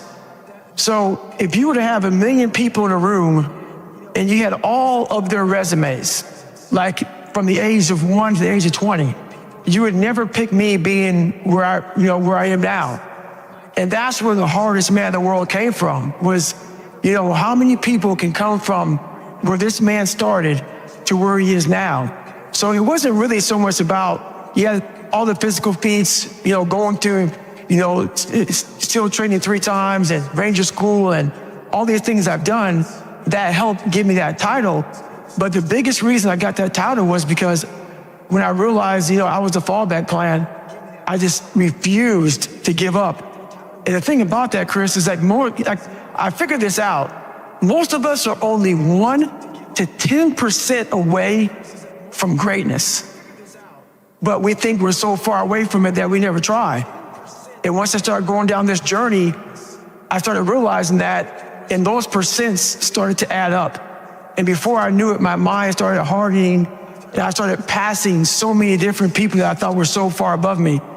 And then before I knew it, man, I became a common amongst the uncommon. If you're fat, and you look in the mirror and you say, wow, I eat a little too much. No, you're fat. My exoskeleton is larger than yours. Right. No. That's the new one, right? Yeah, you cannot say that to yourself. No.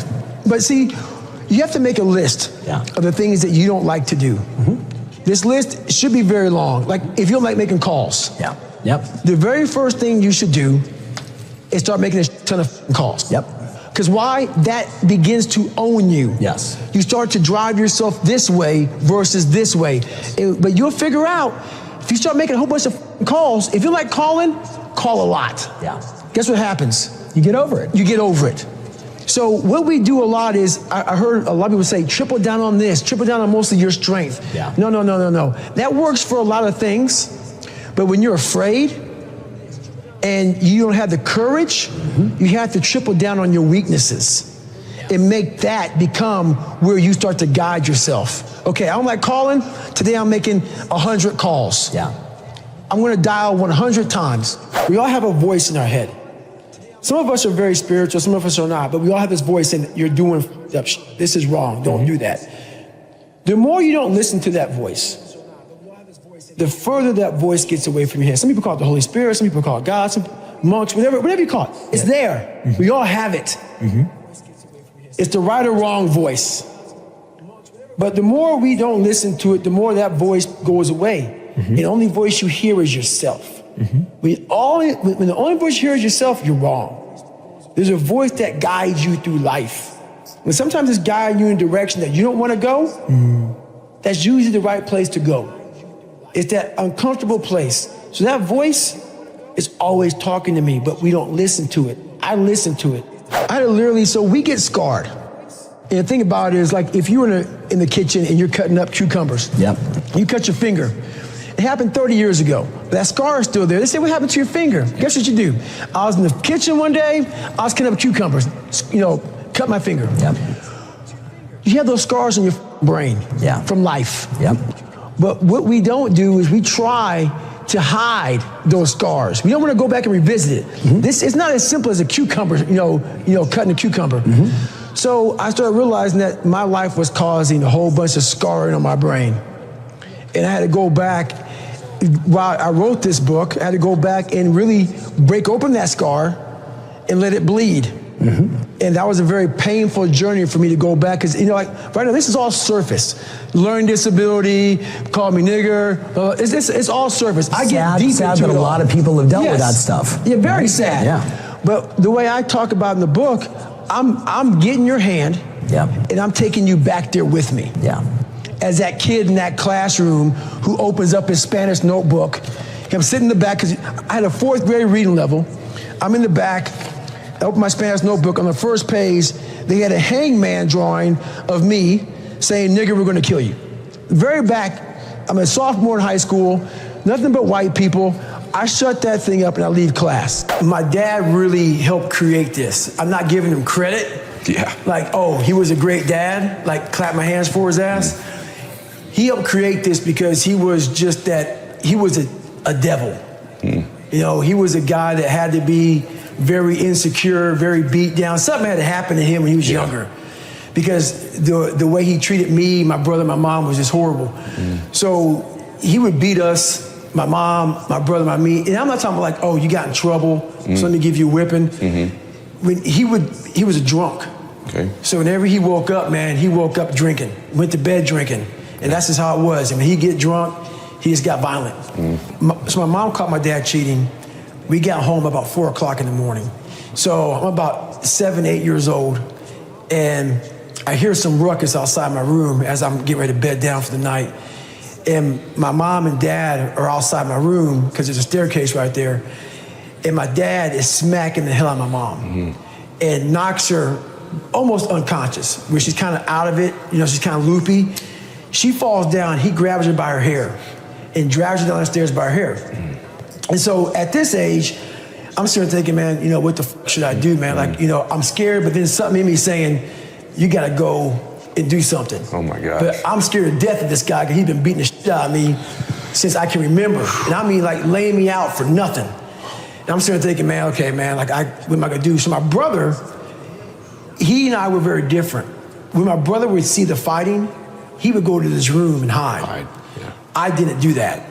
I always stuck around. So this time I stuck around and I decided to help her out. So I go on the stairs and I jump on his back, and literally he tells my mom, "You're raising a gangster," as she's like on the floor.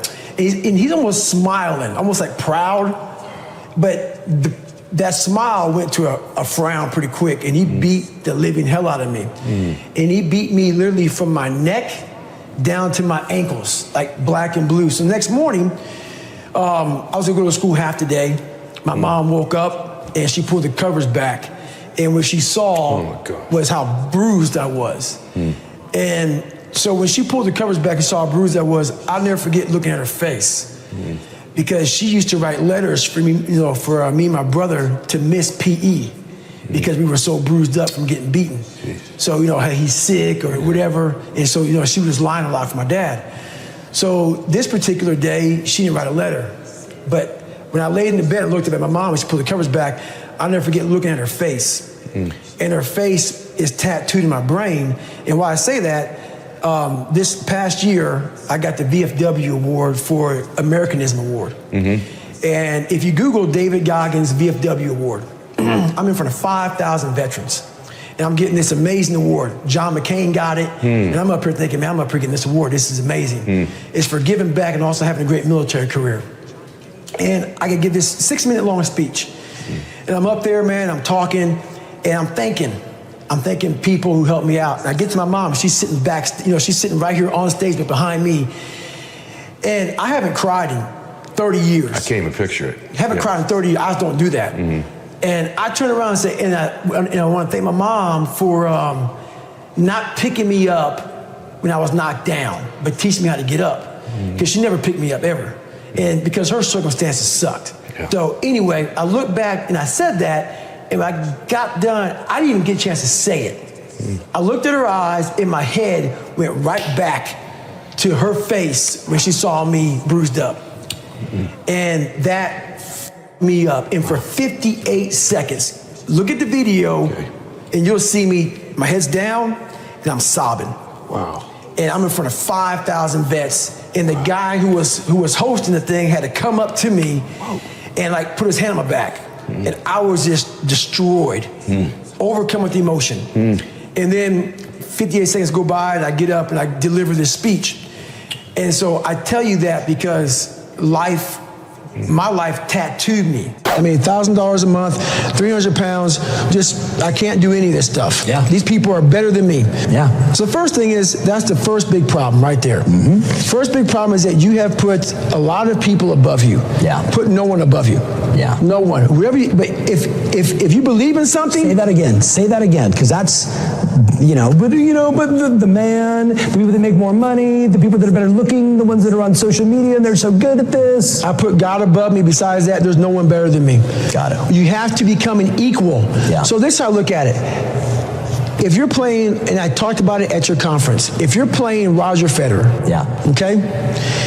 Before you get on the court with Roger Federer, he's the best of all time. Yeah. But you're also a professional tennis player, man. Yep. You're forgetting your own resume. Yep. So once you get on the court, let's say it's a grand slam.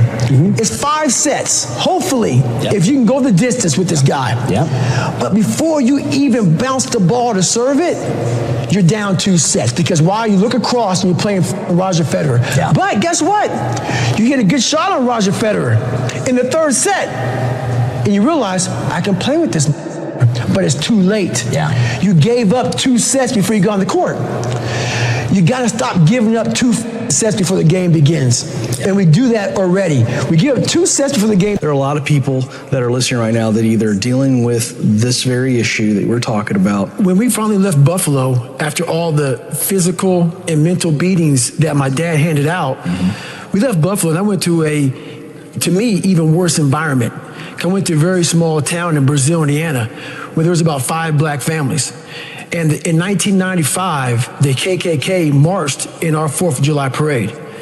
So that being said, it paints Brazil, Indiana, that's the town I'm talking about, in a very bad light. And there are a lot of good people in this small town. So I want to make that very clear. But what happens is when you come from a very broken foundation, your mind only sees hate and evil. There was one time I was in my sophomore year, walked in my Spanish class to get my notebook, opened my notebook up, and inside the notebook, someone drew a little character of me in a stick figure hanging from, like a noose, or like a hangman game. At this time in my life, I was a sophomore, and I had about a 4th grade reading level because I cheated all through school. Right.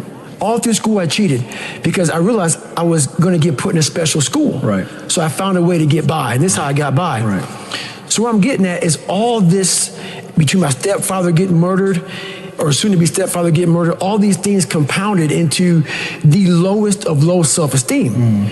So what started happening was I started lying. I became an amazing liar because I wanted people to like me. Yeah. When you come from a society like I did, I had 0 self-esteem, and I feared things. I had 0 self-confidence, and I was looking for anything I could that I could gravitate to, so it was lying. Yeah. But that's when I realized, and it was a long process, that without having self-esteem, you are done. Yeah. That's the number one thing you have to have in your life. What I'm most impressed with is training the brain. Would you say to those of us that are listening and watching today that every time you would get through a day of Hell Week or just a day of training, whatever it was, that the mind does, almost like a muscle, the voice does change and you can train the negative voice? The mind, as you know, is not a muscle, but it almost is. Yeah. It really is. Right. If you stop going to the gym, your muscles will atrophy. Yeah. If you stop training your brain, the same thing will happen. So I learned to callus over. I did 4,030 pull-ups in 17 hours to break the Guinness Book of World Records. Your hands become very calloused. Calluses protect your hands. What I learned to do is through mental hardening is callous my mind. I had a victim's mentality. I learned to callous my mind over the victim's mentality. And you have to be willing to put yourself in very difficult situations at all times to be able to do that. So my big takeaway of life is if you're constantly taking the easy way out, you're never gonna callous your mind. I was at MIT, they called a person like me to MIT to speak to some of the biggest head guys on the planet. Oh yeah, these guys, brains. Brains. So I was on this panel, and I'll talk about it in my introduction of my book. And all these brainiacs were there, and they called me in. Like you say, I didn't go to college for this, but they're all theorists. I'm a practitioner. That's why I asked you. Absolutely. That's the difference. And so they're all sitting there, all these great, smart minds from MIT are asking these brilliant guys questions. I ain't say a word. I'm intimidated. Right. But I know that half of what they're saying is wrong. Because what these theorists did, even though they're very smart, what these theorists did was they took a poll on normal people. And this is what you get. Of course. This is what we cannot do. So theorists love telling you what we cannot do. This is what we can do. Right. So one person in the crowd asked me a question, why aren't you saying anything? I said, pretty much, I disagree with almost everything up here on this panel because I'm living proof that everything that they're pretty much saying is not true. That's right, because you were an average person. I was a below, sure. Below average person. I was a chameleon living in life who could barely get by. So I know that they were taking the normal mindset of people. They weren't talking about the 1%ers, the people who want it like there's no tomorrow. And so that's what I started realizing was we have theorists and we have practitioners. So what's in my book is from going into the dungeon. And when you're in those points where you want to quit and not quitting and seeing how the mind starts to operate in those moments of fear, anxiety, self-doubt, insecurities. And that's where you learn to fix it. Yeah. You don't fix it in 72-degree weather. Right. Drinking a milkshake, watching TV. You fix it by going into the environment. Now go out there and show me how you do things. Show me how you live. Show me how you fight. Let me show you how I fight. Show me who you are. Fear is why you fail. No, I'm not afraid. I'm angry. You merely adopted the dark. I was born in it, molded by it. I didn't see the light until I was already a man. By then it was nothing to me but blinding. The shadows betray you because they belong to me. I'm Old Testament. Don't complain about the pain. Don't say, why me? Say, try. Being a winner is a curse. It doesn't matter how much you've won before. You're not a winner until you win again. And again, and again. Nothing is enough. No one understands. And you never want it to stop. Shut the fuck up. You are a piece of shit. We gotta get going. Do it, and do it, and do it, and do it. That's the hack. The hack is gonna suck. What is making you a quitter? What is making you a weak man? What is making you afraid? It's so easy to be great nowadays because most people are weak. Most people don't want to go to that extra mile. Most people don't want to find that extra because it sucks. It's miserable. It's lonely. And that's where I gain the advantage. This is a softened generation. So if you have any mental toughness, any ability, if you have any fraction of self-discipline, on the other side is greatness. Am I a bad person? I'm single-minded.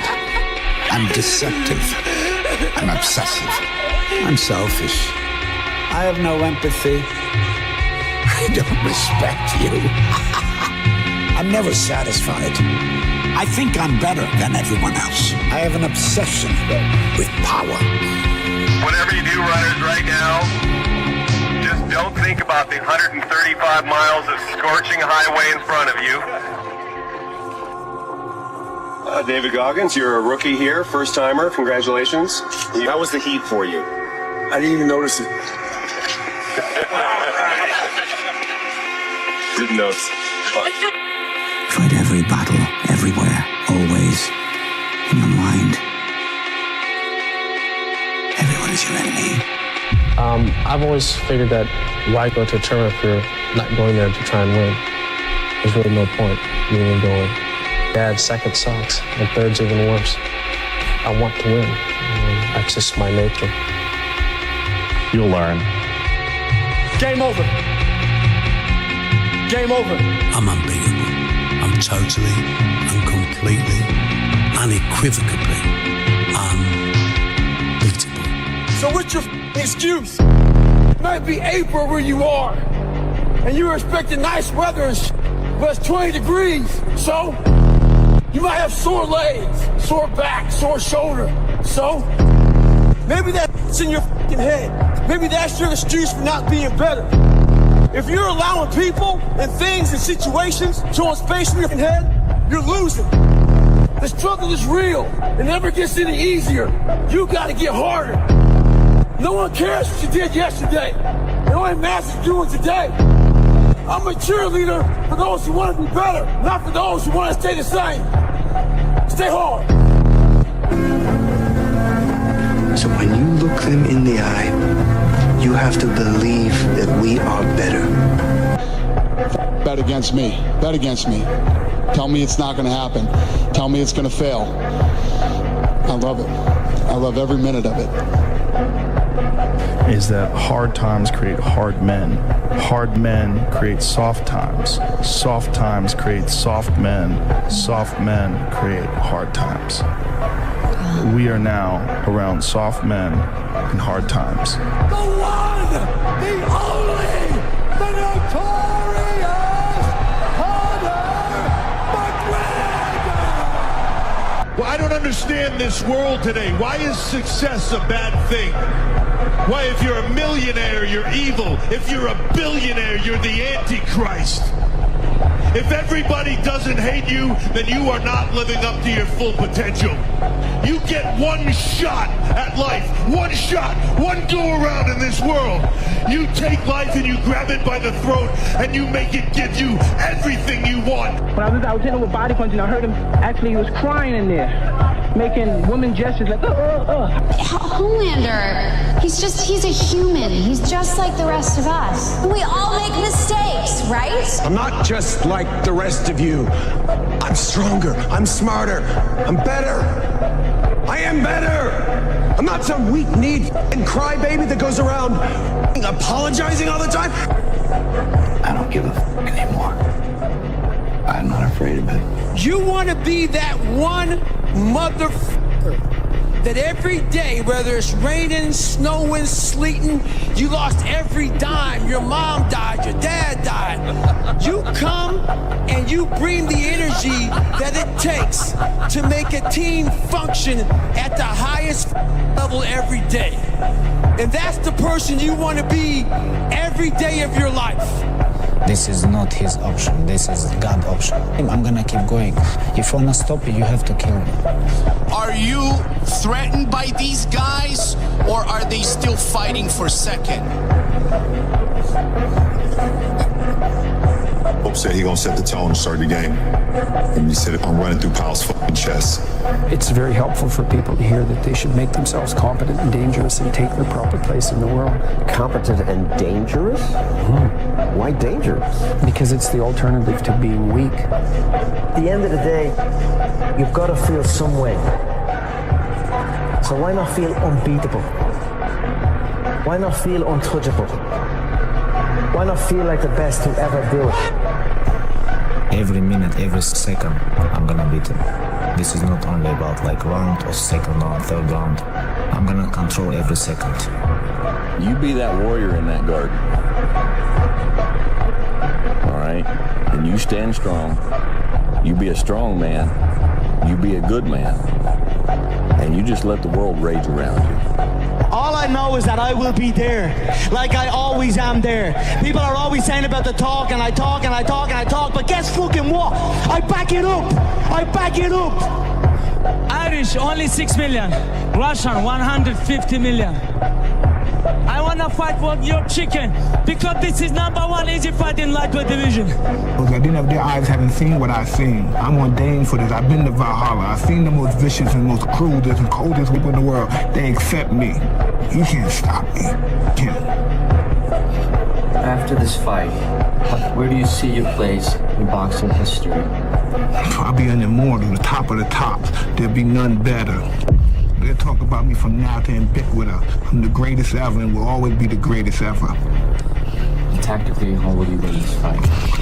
Victorious, destructively, Mike Tyson fashion. I say what anyone says about me. It doesn't matter what anyone says about me. You know what I mean? I'm a totally different entity what other people think. Michael and Tyson are two different people. I'm Tyson here. When I haven't tasted blood in a while, some situation will unfold and I'll go into war mode. It makes me feel so good to be in that mode, to feel that focus. That's when I love the taste of blood. He's a little 5'2" twerp. He should have kept his mouth shut. I'm gonna slap the face off him, and that's it. It's better to be a warrior in a garden than a gardener in a war. When I'm in that cage, bro, don't touch me, don't talk to me. Nothing to do with camaraderie. It's stone cold killer. With all due respect to everyone, everyone, I'm just here for my own self. This is something in me that I'm just itching to get in there and compete and do what I do best. I've never feared any man in my life. There is nothing to save myself for or give myself to. I fight because I know nothing else. Are you a good guy trying to be bad, or are you a bad guy trying to be good? I think I am a bad guy that's trying to be good. It's your dream. If you wanted to have it, get your butt up and make it happen. If you wanted to have it, rise and grind. I'll fight to the death. I would rather die than be that loser guy. Sunday, I'm gonna kill your dreams. I wanna kill your dreams. No one knows me. No one has any kind of consideration for my feelings, my pain, anything I've ever been through in my life. Yeah, Conor McGregor, you're taking everything I work for. I'm gonna fight your ass. You know what's the real fight? What's the real money fight? It's me, not these clowns that you already punked at the press conference. You're up 2-0. What's the story? Are you not happy, or you're only half happy, or? Still to be happy about. You're up 2-0. Job's not finished. Job finished? No, I don't think so. This is my time. This is my moment. Tomorrow. Ain't no such thing as tomorrow. We only got today. You ain't no boy no more. This ain't no base. This ain't no, I want to go party. Now it's time to create a legacy now. You had your fun. Now get to work. Don't make excuses. Don't blame any other person or any other thing. It's up to you. The ball's in your court. No more around. You want your life to be better? I can't help you. We can't help you. Joe Rogan can't help you. Ari can't help you. God can't help you. Only you can help you. Grab your ball, get a notebook, and write down what the you're gonna do this year. And this is it. You're not gonna have these problems. The drugs, the cigarettes, that dumb. It all starts today, all right? No more excuses. This is the year of the soldier. The struggle is real. It never gets any easier. You gotta get harder. Stay hard. As we said where I grew up today, you see him fighting a bear, you help the bear. I know I wasn't gonna die before I became champ. My whole objective is your total surrender, your total domination. I'm gonna destroy you. Remember, I told you an angry mind is a narrow mind. Whenever you're angry, you're only thinking about what you can do to somebody. You're not thinking about what can happen to you. Isn't anger good for fighting? No. It's about emotional content, not anger. Doesn't that anger make you work harder? No, it just makes you feel like you're working harder. You're actually burning out your mind. Where your mind goes, your body follows. It's better to make your opponent angry so you can control the fight. The real test for you is to calm your mind. Nobody's coming to save you, big dog. Don't you get that? Your whole life has led to this point because of you. Your decisions, your up habits, your poor choices have caused you to end up at this point. And why chase this thing called winning? Because the only thing that's guaranteed in life, if you don't chase it, is losing. The only person, big dog, that's gonna get you out of this spot is you. No more f***ing excuses. No more coming up with reasons why you can't. Grab a f***ing gear, get focused, get ferocious, time to level up. Let's go. That he who fights by the sword, he f***ing dies by it, Tom. And what f***ing line am I supposed to have crossed? I'm invincible. I'm a savage. I'm ferocious. I'm the smartest savage. I respect the person who's willing to die for what he truly wants. I want everything you got. Come on, keep going. It hurts. Don't quit on me. Your very best. Keep driving. He's heavy. I know he's heavy. I'm bad out of strength. Then you negotiate with your body to find more strength, but don't you give up on me, Brock. You keep going, you hear me? You keep going. You're doing good. You keep going. I know it hurts. You keep going. You keep going. Burn! And let it burn. It's burning. It's so hard. You keep going, Brock. Come on. Come on. Keep going. Don't quit. No. Keep going. Keep going. Keep going. Don't quit. Don't quit. Don't quit. Brock Kelly, you don't quit. Keep going. My name is Inigo Montoya. You killed my father. I'm prepared to die. You either die a hero or you live long enough to see yourself become the villain. But you'd fight Tyson Fury. Yeah, I'll fight a lion if the price is right. Be a dangerous man. Now, being dangerous is not being a threat. They're two different things. All right? And it's not about going out and lifting weights and getting a bunch of tattoos and wearing leather jackets and walking around with your chest and shoulders up, hulking around saying, I'm dangerous. That's very rarely is that a dangerous man. Often the most dangerous man in the room is the quietest man in the room. You sound as though you're feeling the pressure. I'm not feeling the pressure, no. You cannot put pressure on me. No chance. Got trembling bones. Then everybody will fear me. I'm the king of the barbarians. If it bleeds, we can kill it. Turn your feelings off when it comes down to you wanting to be better. What that means is when that alarm clock goes off, your feelings gotta go away. I am inevitable.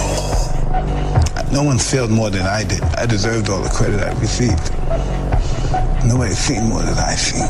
None of these fighters, none of these athletes. I'm the king of the barbarians. There's no one that could surpass me in the pain I've endured. There are two kinds of pain in this world. Pain that hurts. Pain that alters. Begun. Sensei Jiu-Jitsu. You're bleeding, man. I ain't got time to bleed. Please don't call me arrogant because what I'm saying is true. I think I'm a special one. You have to be the champion before you become the champion, so that means lifestyle. Have to be him before you become him. You gotta be him before you become him. I'm gonna make him an offer he can't refuse. The lion in me, I have a vicious warrior inside of me. Losing is not an option. All due respect, you got no fucking idea what it's like to be number one. I'm not man alive that can beat me. I'm not worried about losing to him. The undisputed, the undefeated heavyweight champion of the world,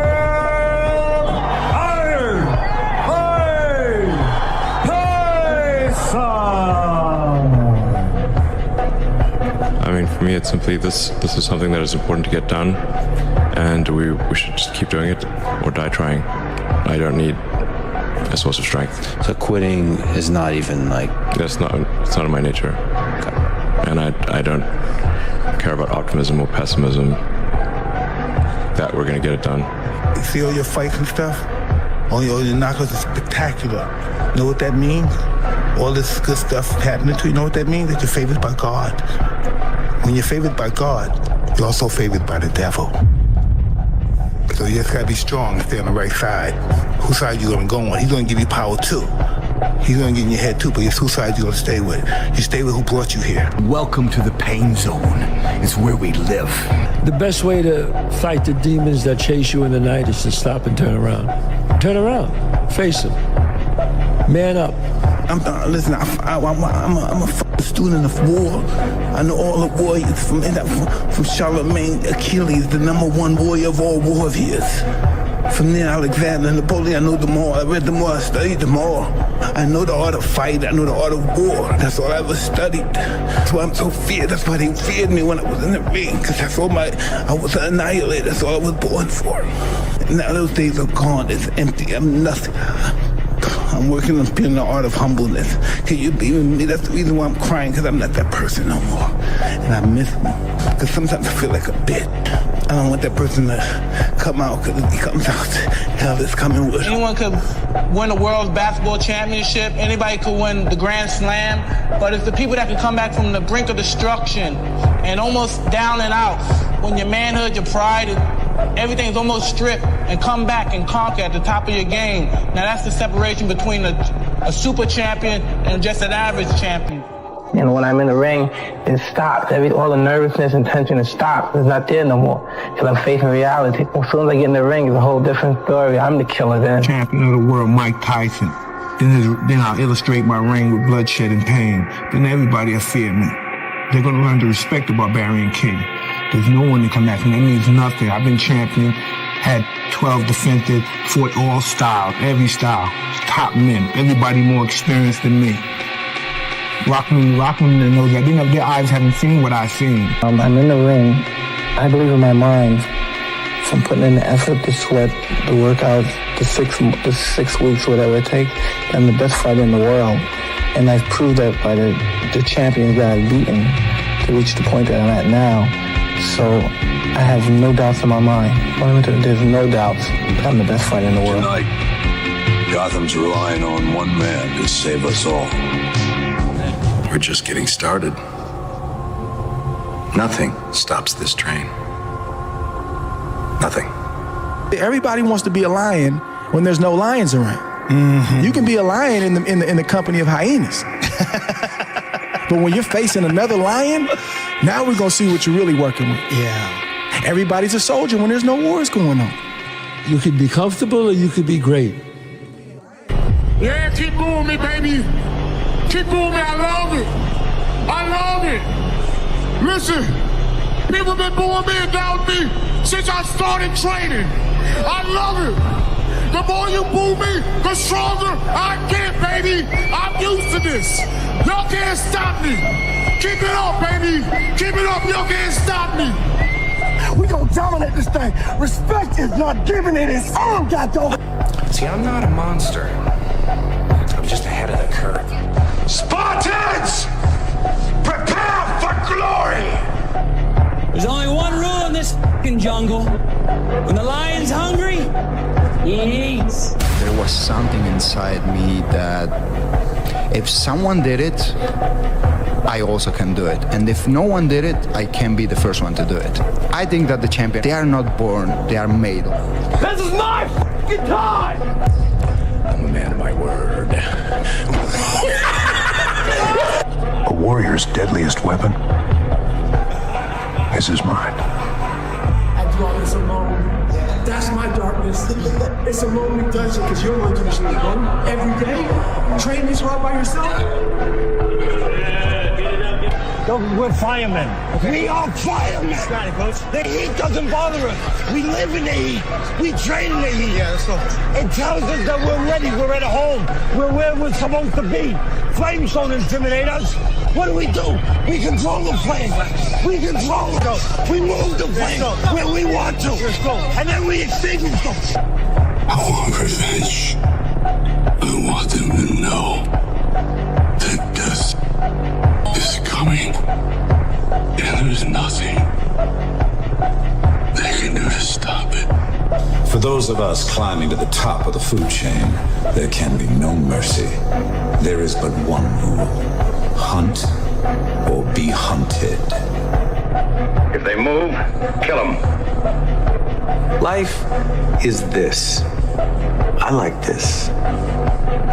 Goggins is the guy that can take anything you put in front of him. You want to break my motherfucking legs?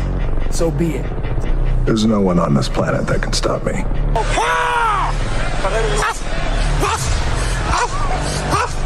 I just cracked one day, and I was like, happiness. Sit down. Sit down. You gotta get angry now, Leon. Listen, stop feeling sorry for yourself. Well, come on then. What's wrong with you? You're too now. You gotta pull it out of fire. Come on, Leon, man. You got it, man. Come on. I am not like everybody else. I don't want to be like everybody else. I have something inside which is burning. And I look around, and this is life, and everything I see is not for me. I'm supposed to be something different. None of you seem to understand. I'm not locked in here with you. That's it! You're locked in here with me! So the question is, are you ready? I broke you. How have you come back? I'm back, motherfucker! I'm back! But do not for 1 second around with what I gotta do to get mine, because I promise you, there is nothing I'm not prepared to do. Surprise, surprise, motherfucker! The king is back! The best quality in the world that you can develop, but the quality is to develop the quality of being unstoppable. I am done apologizing. I am done being persecuted for my strength. You people should be thanking Christ that I am who and what I am, because you need me. You need me to save you. You do. I am the only one who possibly can. You're not gonna beat me. I'm prepared to die. I own this town. I own Rio de Janeiro. So for him to say he is the king and I am the joker, if this was a different time, I would invade his favela on horseback and kill anyone that was not fit to walk. But we are in a new time, so I'll whoop his ass in July. I am cold, I am emotionless, I am zen, at peace, ready for war. To know my level, you gotta have size, reach, length, you gotta have some attributes. If you come in any way equal to me, I'm gonna rip your whole head off, and that's it, I tell her every time. You're gonna hate yourself in the morning. Why are you pulling back? Listen, I'm not scared of these guys. These guys think they intimidate me, and they think that I think that they're scared. Oh well, if they're scared, that's on them. I'm gonna bring the pain to them, and that's all it is. Then we're gonna see how tough you are, tough guy. All those people think you're going up. You might just be the boss. They'll come looking for a favor, and when they do, you got an option to say okay, or do what I do and say go f*** yourself. It's up to each and every one of you. My highly trained Stratonites. My killers who will not take no for an answer. My warriors who will not hang up the phone until their client either buys or f***ing dies! Then we started this in the basement. Basement. Play, I said dominate. 1, 2, 3. Dominate. 1, 2, 3. Dominate. 1, 2, 3. Dominate. That's the only way you're gonna get your doggone name up there. You're gonna change the number. Between a champion and a loser is a mindset. Once you put your mindset where a killer mindset is, ain't nobody gonna stop you. Because I'm gonna tell you now, this game is not for nice people. And y'all know that this game is not for nice people. This game is for young men running around neighborhoods knowing if they don't make a play, if they don't get a scholarship, they gonna die in that neighborhood. They're gonna end up another statistic. See, some people play the game for the Gatorade and the cheerleaders. And some people play the game because they know they gotta save their family life. Where I go, stuff happens. I dominate. If you gonna win, if they gonna put your name and the number up there, you just can't play this game because there are other teams that want to do exactly what you gotta do. So what you gotta do in practice is 1, 2, 3. In practice. Not in the field. That's just, some of y'all, that's your problem. You think that you can dominate when the lights come on. If you can't dominate in practice, you can't dominate when the lights come on. I get up every morning at 3 o'clock. I dominate at 3 o'clock in the morning. I dominate when everybody's asleep. I dominate at 4 in the morning, 6 in the morning. At 8, I go back to bed. Why? Because y'all just getting up. I dominate in the dark. I dominate when nobody sees me. That's why I dominate in the light, because I dominate in the dark. Don't go to the playoffs. Then we gonna win the playoffs. Then we gonna go to the... You can't win it if you can't see it. They gotta make a way. They family tree is rotten, so they gotta replant one.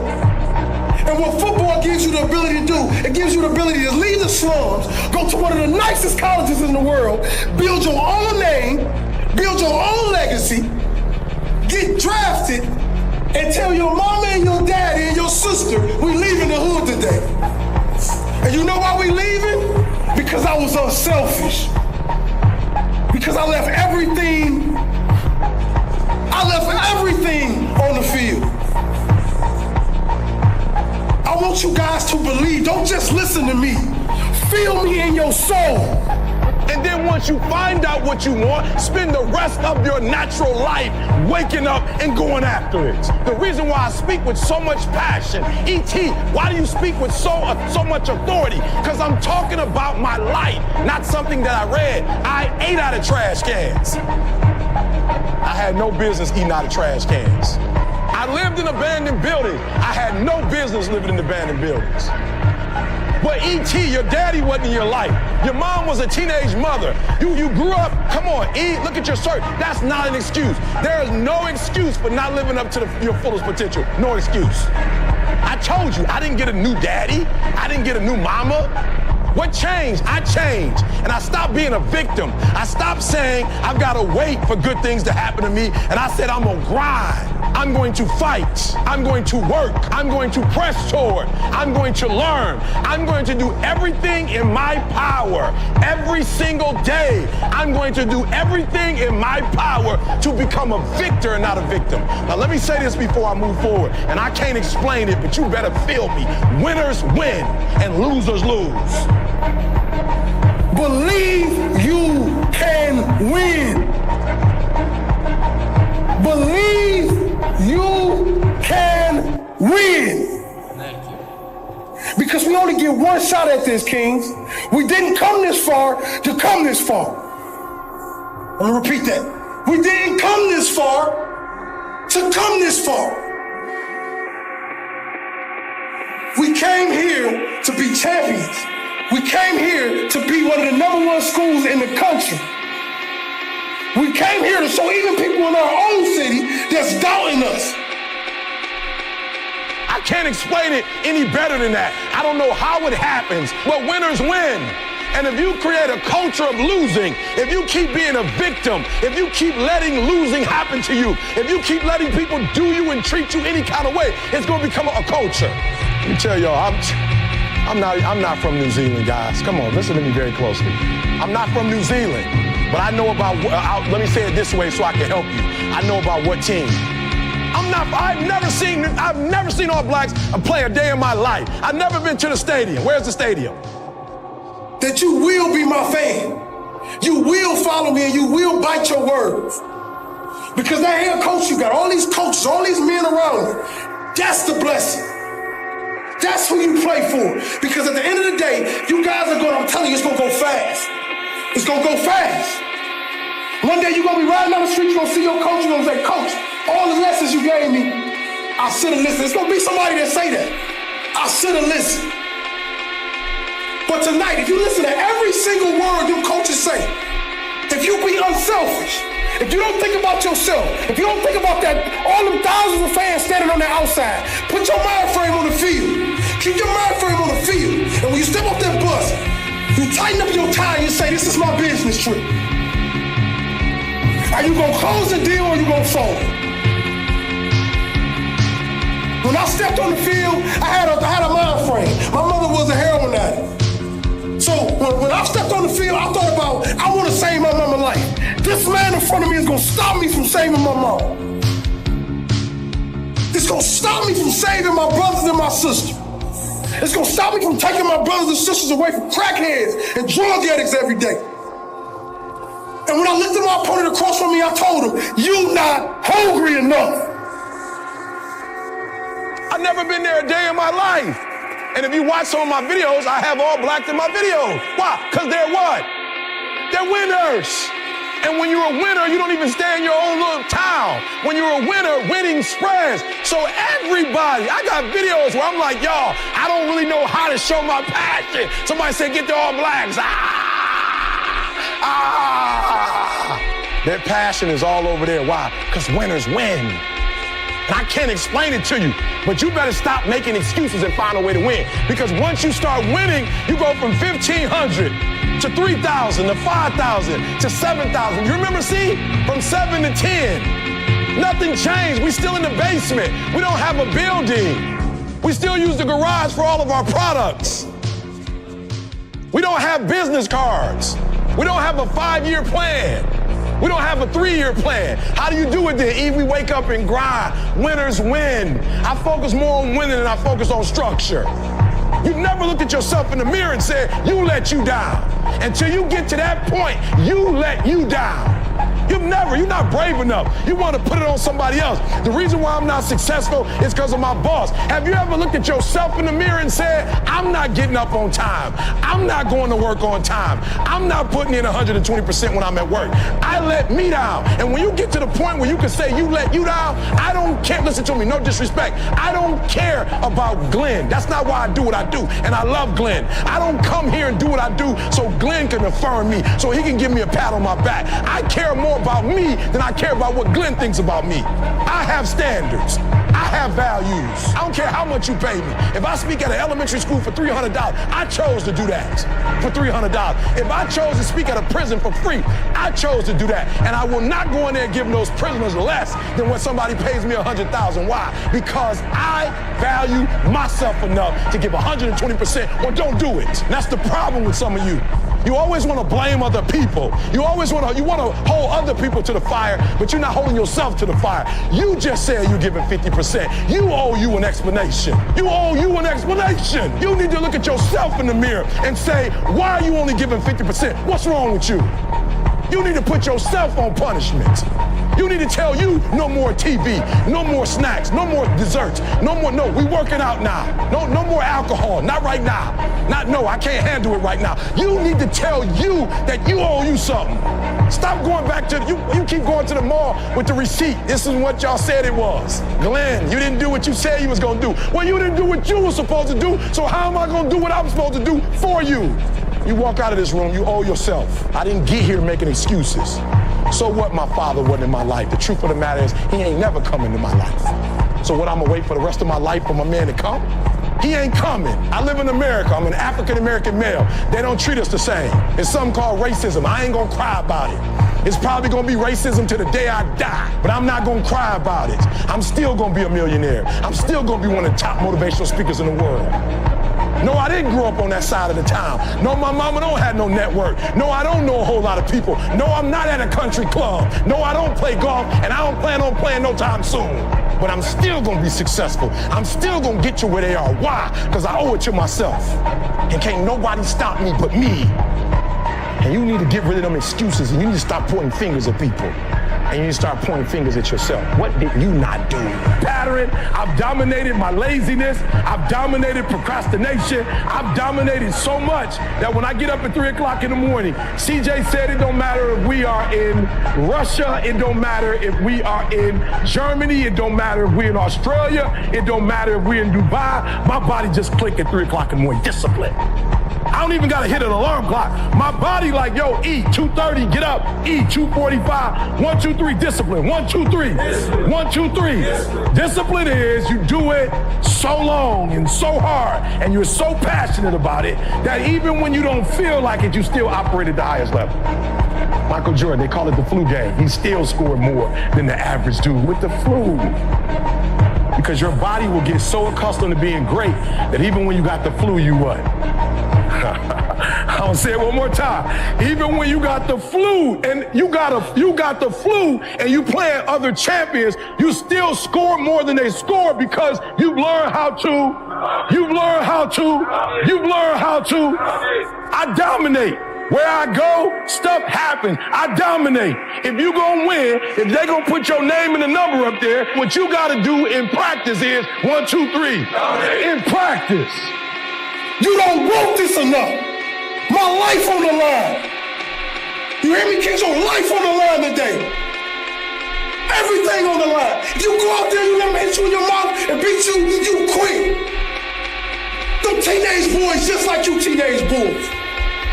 They breathe just like you. They go to class just like you. So you gonna let a man stand in front of you and say, I'm more man than you? Or you gonna hit him in the mouth and say, hey boys, we came to fight. I ain't gotta talk to you. I ain't gotta bicker to you. I'm gonna hit you in your mouth for 60 minutes. Kings, whatever you do today, you leave every drop of your blood on that field today. And I'm proud of you. Win, loss, or draw. But I want y'all to remember one thing, Kings. Remember one thing. The best gifts come from the bottom. Now I am become death, the destroyer of worlds. I will find you. And I will kill you. Do what you do best. What's that? Hunt. But the baby, he's gonna have to kill me. It's a man's game tonight now, you know that. It's a man's game tonight. This moment, this hour, it ain't no doggone tomorrow, fellas. What are you gonna bring to the doggone turn? People keep asking if I'm back, and I haven't really had an answer. But now, yeah, I'm thinking I'm back. When you kill a king, you don't stab him in the dark. You kill him where the whole court can watch him die. I want them to know that death is coming. And there's nothing they can do to stop it. I became obsessed with being the baddest motherfucker that God ever created. Oh God, No. No God.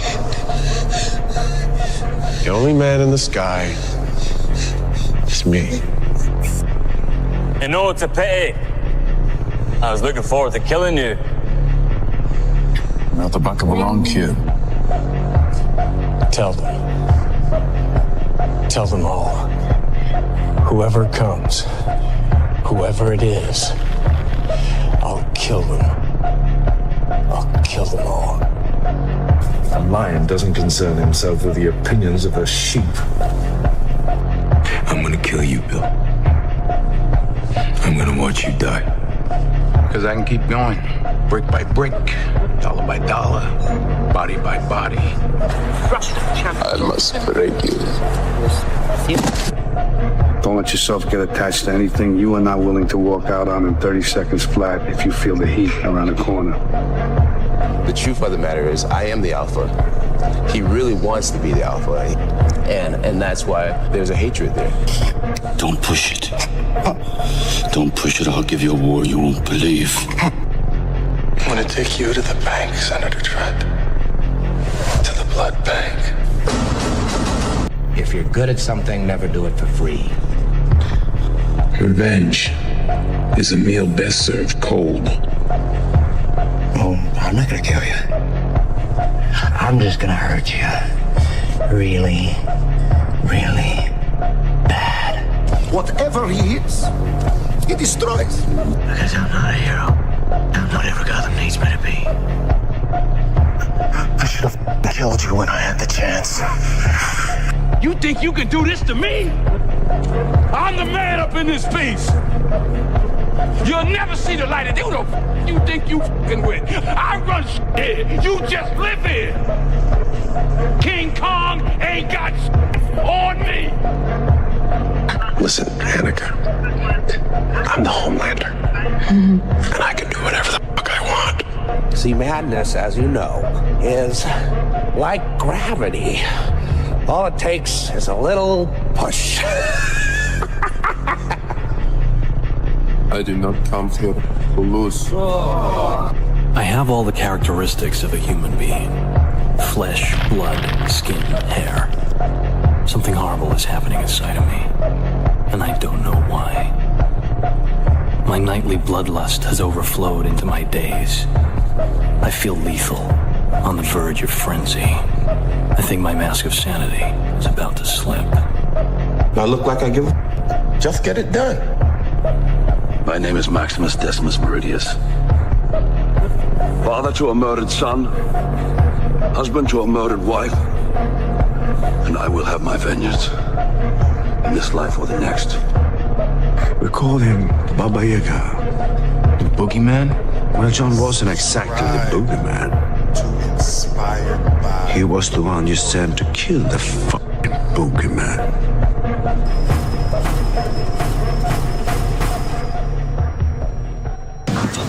What did you say? What did you say to me? I'm sorry. Shit. Say it. I'm sorry. Say it. I'm sorry. I'm sorry. This is your last chance. After this, there is no turning back. I am death. Vengeance is mine. Oh, who the f*** are you? I'm the guy who does his job. You must be the other guy. The hell are you supposed to be?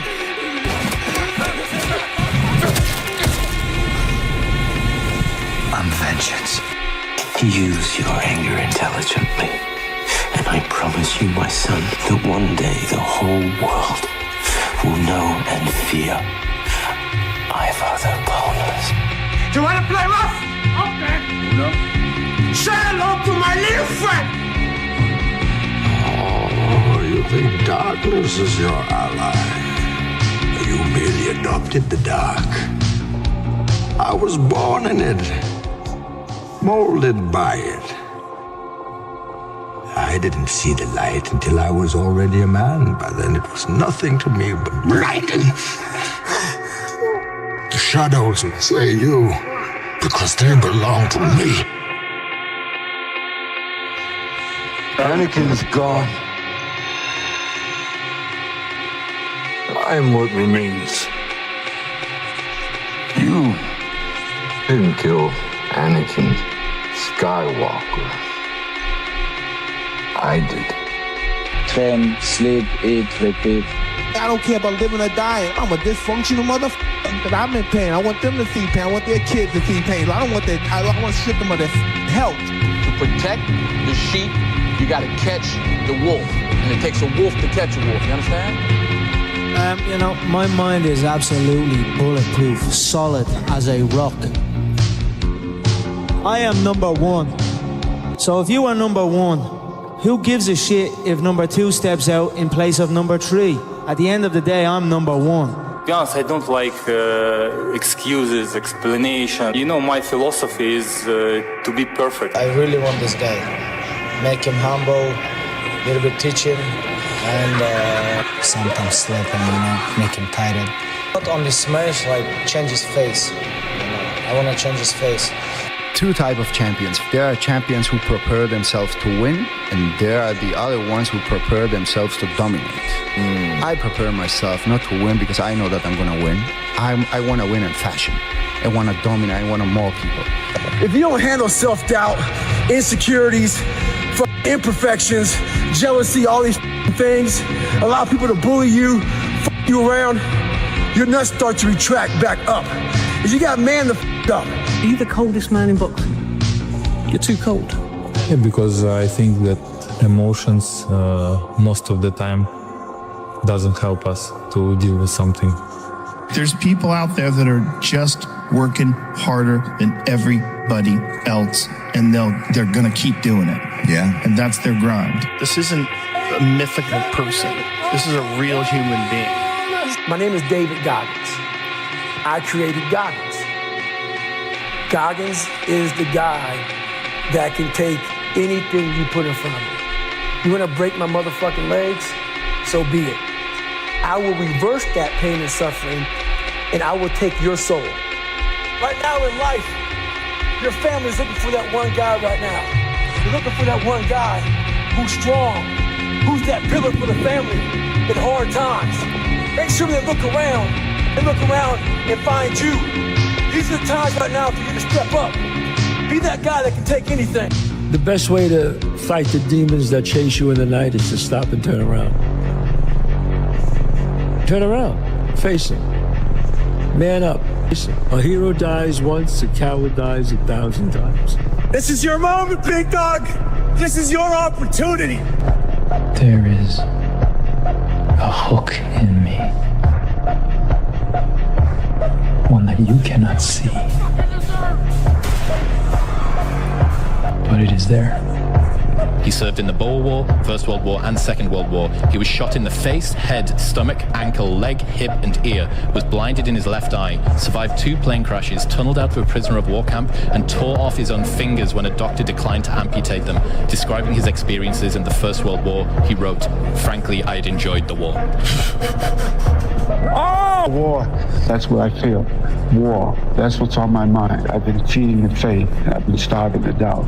So there's no doubt in my mind that I can win this fight. So I ask you one time, big dog, what's it gonna be? Are you a gardener in a war, or are you a warrior in a garden? Tell me. Do you plead? You will. I woke up. Everybody else is fucked. Because I woke up. You all had a chance until I woke up. Kill the enemy! Kill the enemy! Kill the enemy! Gonna go! Tonight they will fight. Tonight we will kill them. Every body militiaman that is there will die. You should have gone for the head. Give that motherfucker everything you got. Everything you got right here, right the now. Do you really want to be a champion? Why? Because you just want to be cool? You want to be the coolest guy on the block? Like you're not going to win. You're going to find some psychopath who just lives it. It's their whole life. And if it's not your whole life, get out. There was part of me that was a psychopath out there because I was extremely hyper competitive every day. I didn't feel like, okay, let's get to Sunday and then now it's the time. Like every day is the time. Spartans! For tonight, we died in hell! You kind of shy. Nah, you just don't want to talk, really. I'm just about that action, boss. I'm kind of tired of all this talking and everything. I'm just going to tell you this. I'm going to knock him out. That's all it is to it, and that's the bottom line. I'm going to knock him out, and he will not be the beast no more. I will end his career for him. What do you believe in, huh? What do you believe in? I believe whatever doesn't kill you simply makes you stranger. You gotta decide whether you're a wolf or a sheep. Every single one of you out there have exactly what you deserve. You might think that life is unfair. You might think that life dealt you a bad hand, but I'm here to tell you life will give you exactly what you tolerate. And if you've been tolerating mediocrity, you've been tolerating average, you've been tolerating this victim mentality that you're carrying, then guess what? You have exactly what you deserve. You think a little bit of pain is going to make me break. What the hell I can? This gentlemen, that is hell. And there is another place below hell.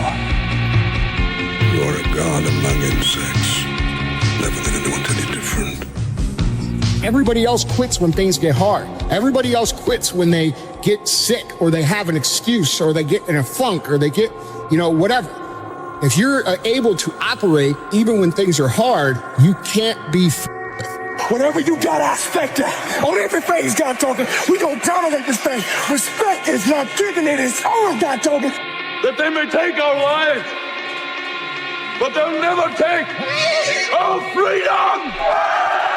I need you to go to the next level. I need you to elevate. I need you to dominate. I need you to win. I need you to be him. I'm him, guys. Guys, get the hell out the door.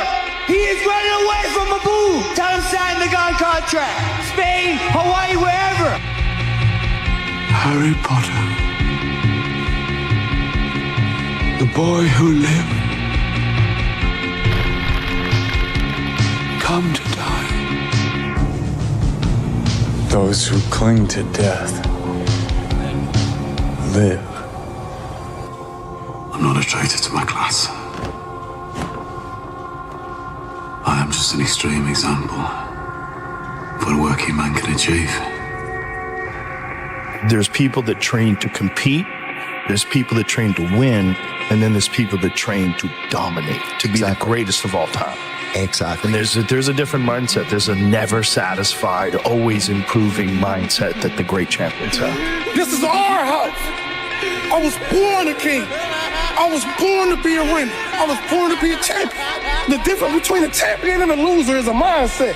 What your mindset, where a killer mindset is, ain't nobody gonna stop you. I had to use all this negative shit that was making me weak and horrible as a person. I had to use this, the power that now fueled me. I had to flip it on its head and say, hold up, what if you can surpass all these motherfuckers? They got discounts on goods. But if you want to be great and phenomenal, you got to pay blood. You got to pay sweat. You got to pay tears. And you got to pay every single day. There are no shortcuts to greatness. To be great, you got to be all in. To be great, you got to get 120. To be great, you got to put forth effort every single time, every single down. To be great. There is like, you want this or no? There is not like 50-50. It was my life, you know. I sacrificed everything what I have. I will sleep, train, eat, repeat, and that's it. And your son took that from me. Stole that from me. Killed that from me. So you can either hand over your son or you can die screaming alongside it.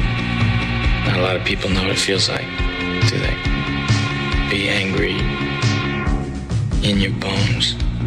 To survive a war, you gotta become war. You have to eat the dream. You have to sleep the dream. You have to dream the dream. You have to see it when nobody else sees it. You have to feel it when it's not tangible. You have to believe it when you cannot see it. You gotta be possessed with the dream. You gotta be a little mental, I think, to do what I did. You can't be social. You can't be out doing a lot of other activities. So you put on the blinders and you have tunnel vision on what that ultimate goal is. I was always on track with everything. Everything was structured. I lived in a fucking box in order to be the best. Ever notice how you come across somebody once in a while that you shouldn't have fucked with? That's me. Your best ain't good enough. Your best don't work. You need to go beyond your best. You need to go beyond the level. You need to let the world know that you exist. You need to let the world know that you made different. You're built different. You're stronger. You're more passionate. You believe in yourself. When the rest of the world shut you down, you woke up the next day and you said, I got this. I want to see what you do when you're tired. I'll kill you with my teacup. You stabbed the devil in the back and forced him back into the life that he had just left. If they move, kill them. And she knows you have to get what you want your own way. Get it done. It's not what you did, son, that angers me so.